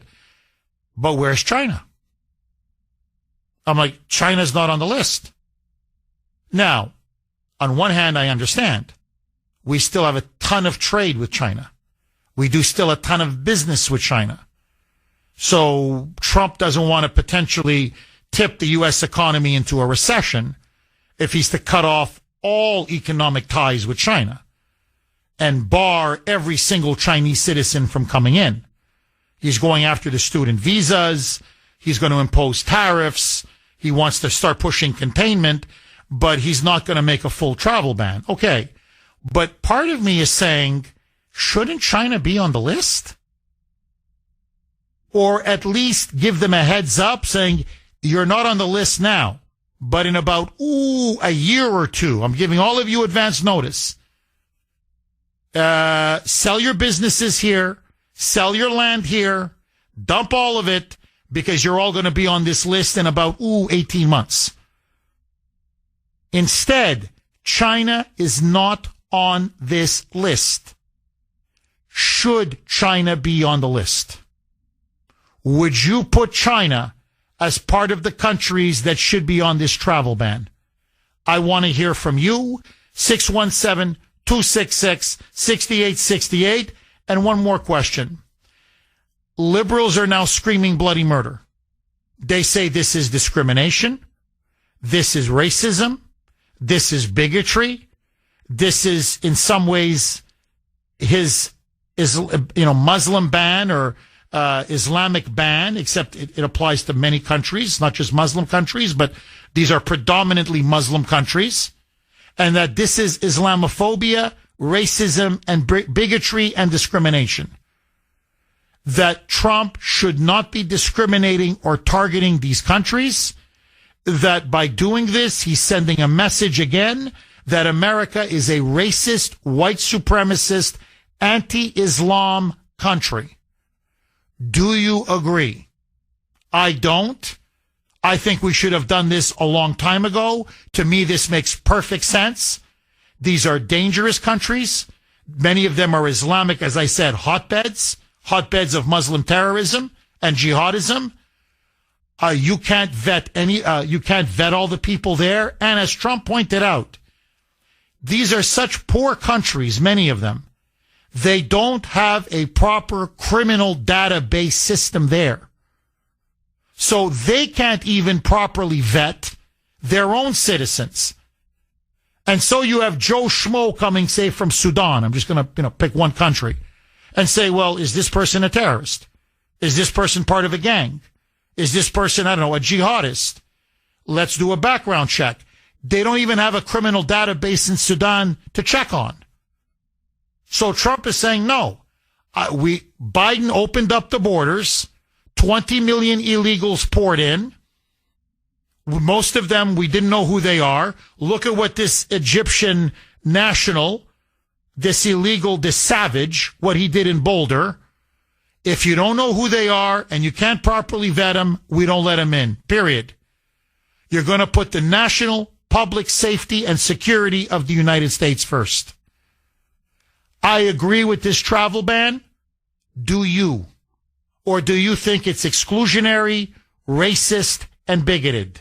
617-266-6868.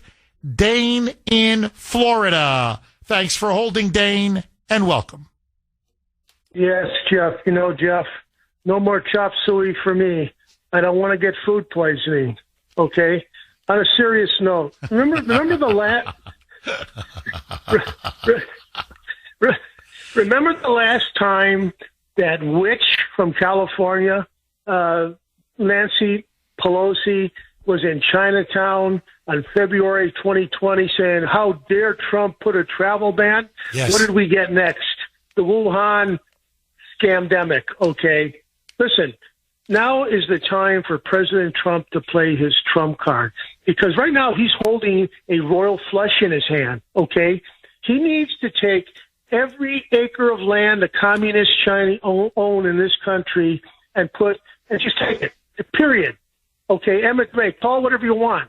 We are living with a serious danger of national threat.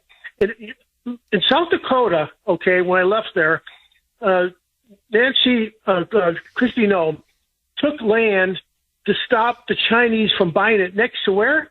Ellsworth Air Force Base. She had to put a stop to it. Now, I'll tell you something about Christy Noem, okay? She will not allow any communist Chinese to buy 1 acre of land in South Dakota, period. Okay?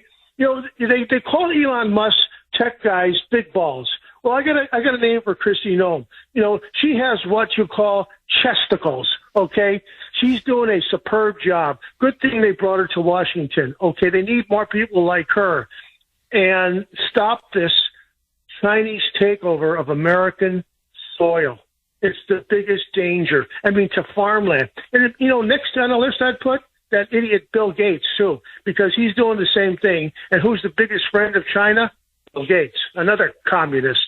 So anyway, Jeff, we need to put a stop to it. Now's the time to play your royal flush, President. Oh, I'm with you. Dane, the travel ban, are you for or against? Oh, absolutely travel ban. Are you kidding? I can't believe China's not on it. I'm like in absolute shock. Listen, Trump, come on, let's go. Get your people. I know there's people listening to, you know, you and the rest of these guys.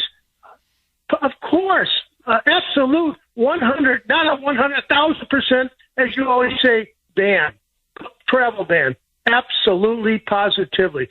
Start playing. Listen, you're playing Texas Hold'em. You got a royal flush. What are you afraid to bet?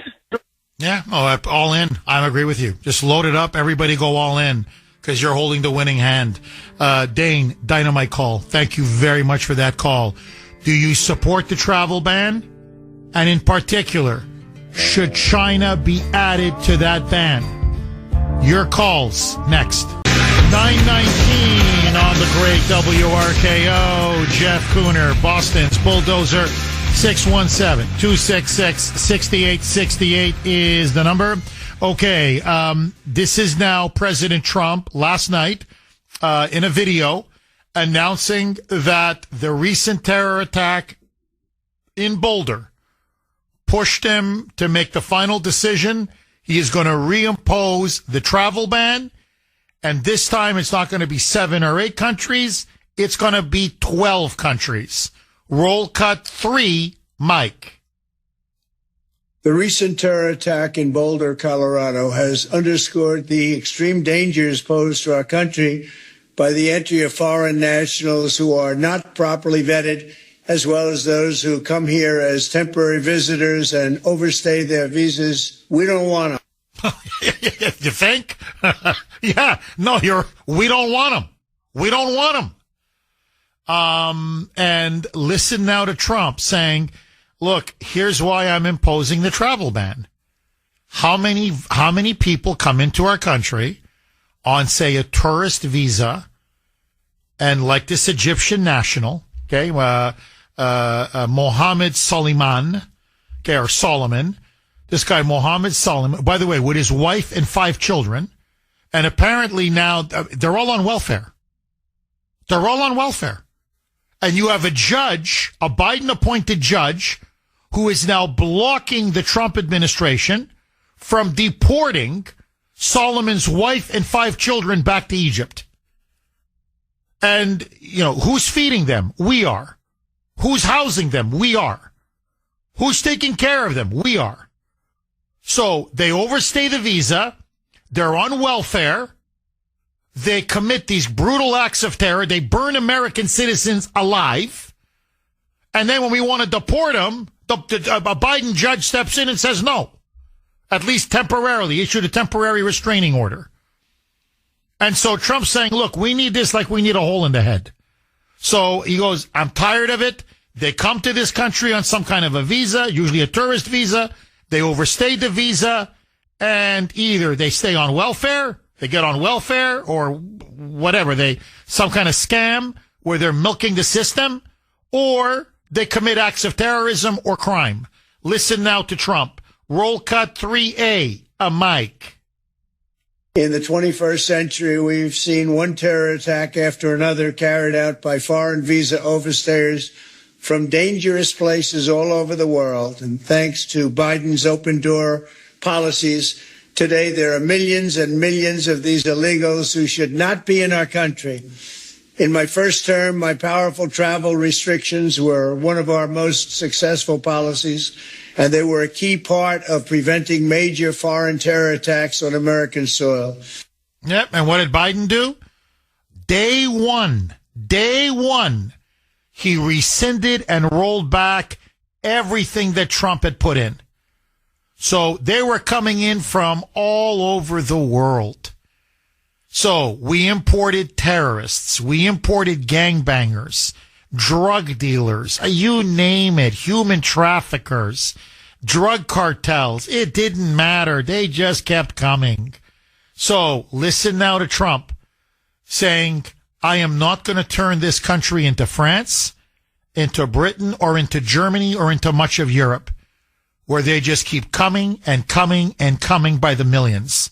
Roll cut 3B, Mike.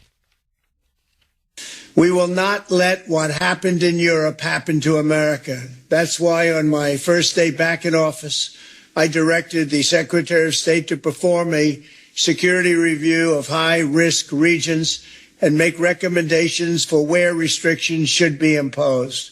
Among the national security threats their analysis considered are the large-scale presence of terrorists, failure to cooperate on visa security, inability to verify travelers' identities, inadequate record-keeping of criminal histories, and persistently high rates of illegal visa overstays, and other things. Very simply, we cannot have open migration from any country where we cannot safely and reliably vet and screen those who seek to enter the United States. Amen, brother. To me, this is just, again, you may disagree with me. I want to hear from you. Agree, disagree. 617-266-6868. To me, this is just common sense. It's just pure common sense. Now, let me say one last thing, and then I want to go right back to the phone lines. Again, entering the United States is not a right. It's a privilege.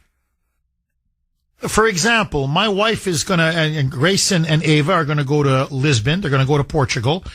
She's got a dear Italian friend, and that friend and her daughter, who's very close to my daughter, are going to meet up in Portugal, spend a week together. Ashton and I are planning to go to Europe ourselves later this summer, just the two of us. I don't assume that somehow my wife has the right to go to Portugal, or that, Ashton and I have the right to go to any European country we want.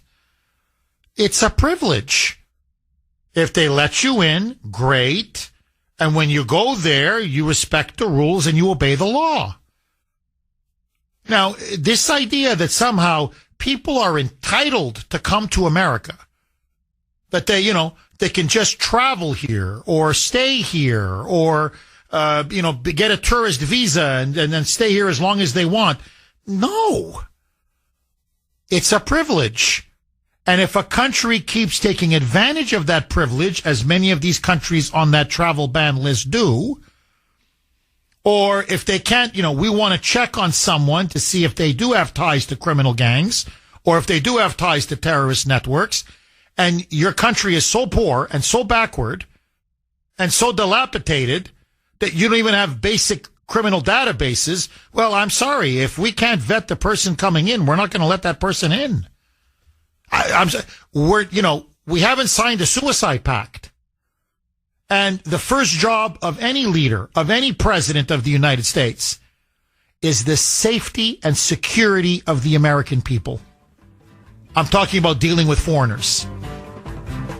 When you're dealing with foreigners, his job or her job is to put American safety first. Agree, disagree, your calls. Next. 9:32 on the great WRKO. Jeff Kuhner, liberalism's worst nightmare. 617-266-6868. Lines are blazing. Kathy in Rochester. Thanks for holding, Kathy, and welcome. Hello, Jeff.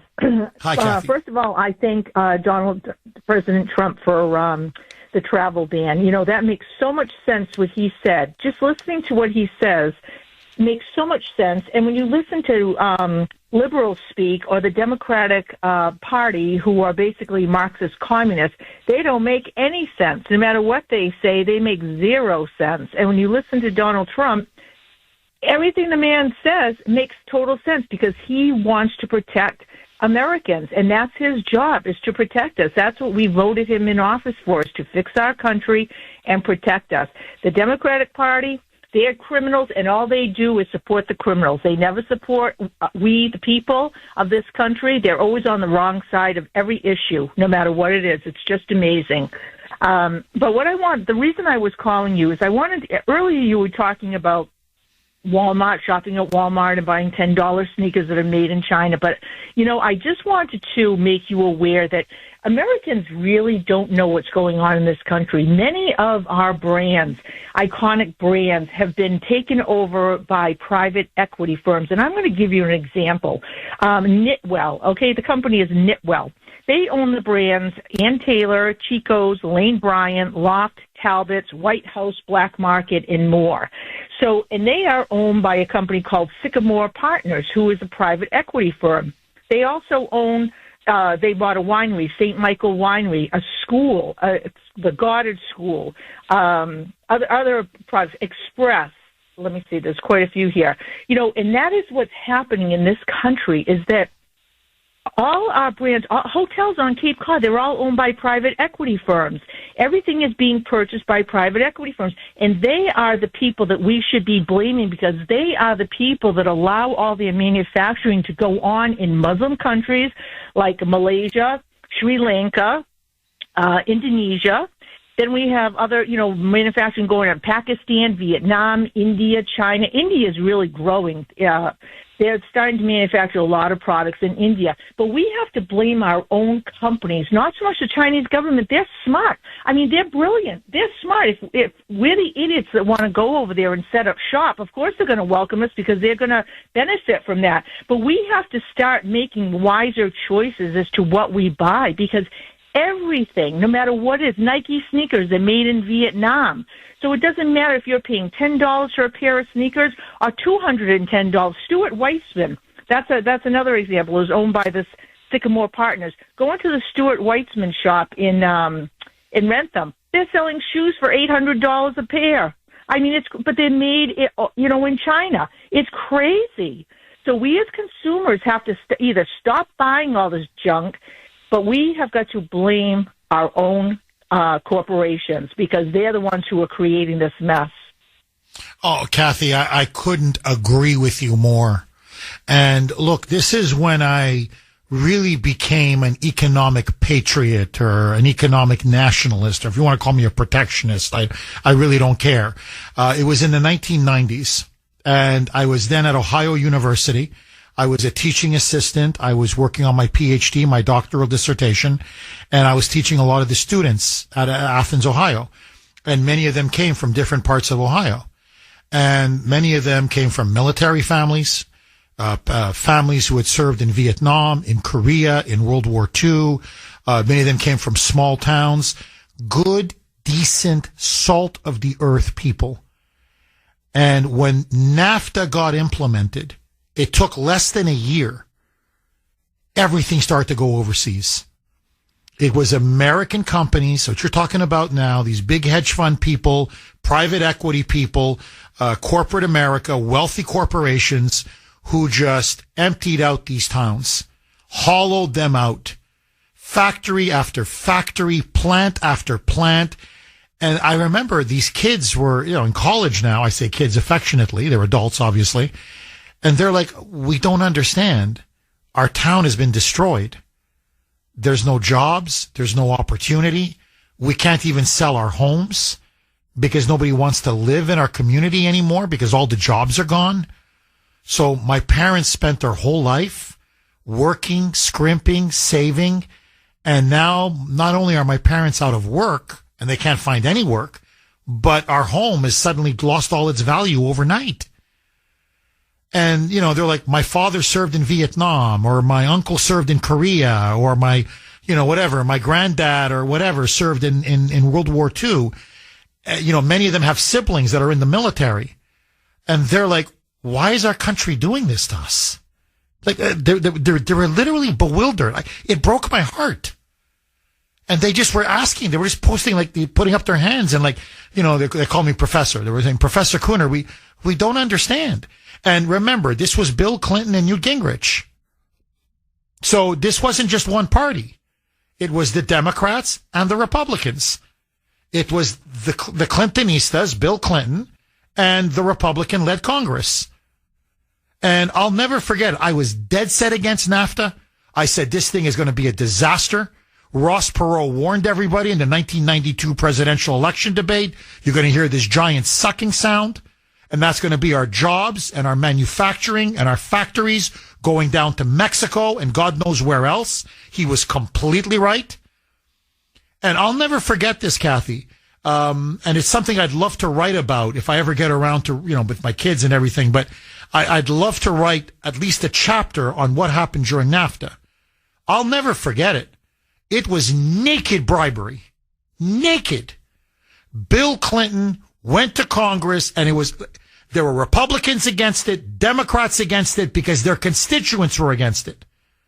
So they're ringing their phones off the hook. The middle America did not want that disastrous trade deal. They knew what was coming. And Clinton went one after another. What do you want? Literally, name your price. You got it. Next member of Congress. What do you want? Name your price. You got it. And it was bribe after bribe, pork after pork, deal after deal. It was one of the most corrupt things I've ever seen. 950 on the great WRKO. Jeff Kuhner, Boston's bulldozer. Italy. If I can't buy, I'm serious. If I can't buy from something made in America, stuff from Italy is always very good. And I don't just mean the meats and the cheese and, bottled water and all that. San Pellegrino is amazing. But clothes, Italians make phenomenal clothes. So if you can't buy, it's a little pricey. Sure, it's a little bit more expensive, but you're getting top-notch quality. Just as an example, LL Bean, I'm just throwing it out there. Ashton is saying we got to go to LL Bean for our trip to Europe later this summer. Dad, we got to buy some stuff at LL Bean. I think they make a lot of American stuff, right? That's my understanding. I know it's a bit more expensive, but it's great quality, lifetime warranty. I don't want to sound like a commercial, but that's what I hear about them. And so, is LL Bean a good place to go if you want to buy American? I'm just asking. I don't know. I've heard good stuff about. I've bought some boots in the past, loved them, still have them. It's been like 10 years or whatever. So stuff at LL Bean is good. It's not cheap, I believe my boots were made in the USA. Or they were made in Canada. But anyway, it was in China. That's for sure. Sandy just made an excellent point. Quick point. I want to go back to the phone lines. Her mom liked to buy fish, especially frozen fish. And so when she would go, she would always want to know, is the fish in China, from China? And I didn't know this. Sandy literally just taught me something now. Do you know that a lot of the frozen fish that we buy comes from China? And her mom, didn't like China, so that's one reason why she didn't want to buy, communist China, so she didn't want to buy fish. But the other reason is, like, their version of the FDA, they have much lower standards than we do. So things like mercury in fish, or, that we have quite good, strong standards on, they don't care. So Sandy's mom was like, man, don't buy fish from China. Now, I didn't know this about frozen fish. I'm not a big frozen fish guy to begin with, but I wouldn't buy frozen fish from China. No way. No way. Gino in Buffalo. Thanks for holding, Gino, and welcome. American Paisan, my American Goomba. How are you, my fellow Paisan. Gino, how are you, buddy? I'm doing fantastic, Jeff. I just want to talk to you. This band from these countries now. They always come up with these monikers that call us anti-this, anti-that, xenophobic. I'll be all those things, and it doesn't matter to me, especially anti-Islam, because Islam is antithetical to my beliefs as a Christian. And if you say you live next to a Muslim, a peaceful, hardworking, loving Muslim, you have to remember that they belong to Islam. And Islam is not a peaceful religion. It's a nation hell-bent on conquering the world. So you have to remember, no matter how many you welcome and how much you may like them, when they are called to global intifada or global jihad, Will they have the same mercies and thoughts as you as a Christian? Or will they follow the Quran and Muhammad and look at you as an infidel and destroy you where you live because everything is theirs? Well, Gino, look, many Christians, Jews, non-Muslims who are persecuted in Muslim countries say exactly what you're saying, that Islam is not really a religion. It's a political ideology. And they go, you have to remember that. And you're right. It is antithetical to our way of life, and it's antithetical to the way Christians and Jews and many other religious believers think. Gino, thank you for the courage to say what many people are thinking. Rob in New Hampshire. Thanks for holding, Rob. Rob, I've got 1 minute. I hate to do this to you. Go. Kuhner, man, I met Ross Perot, 92, in an elevator, and he warned everybody about NAFTA. I've been shopping like you since the 80s because I was a Reagan guy myself. I encourage all the listeners out there to buy American as much as you can because, you know what? The previous caller was right. They're hell-bent on taking us out altogether, and we got to fight back. America first, baby. Thanks for taking my call, Jeff. My pleasure, Rob. Thank you, buddy. So, if you could email me, text me, message me, LL Bean. No, really. Is that a good place to buy American, whatever, American boots, shorts, shirts, belts, whatever. I'm just curious. I know the quality is good. That I know. But is it made in America? Because I'd love to me, I always want to buy American. So, again, to the callers, outstanding job today. Mike, you did great. Sandy, thank you so much. I will be back tomorrow, God willing. Bye-bye.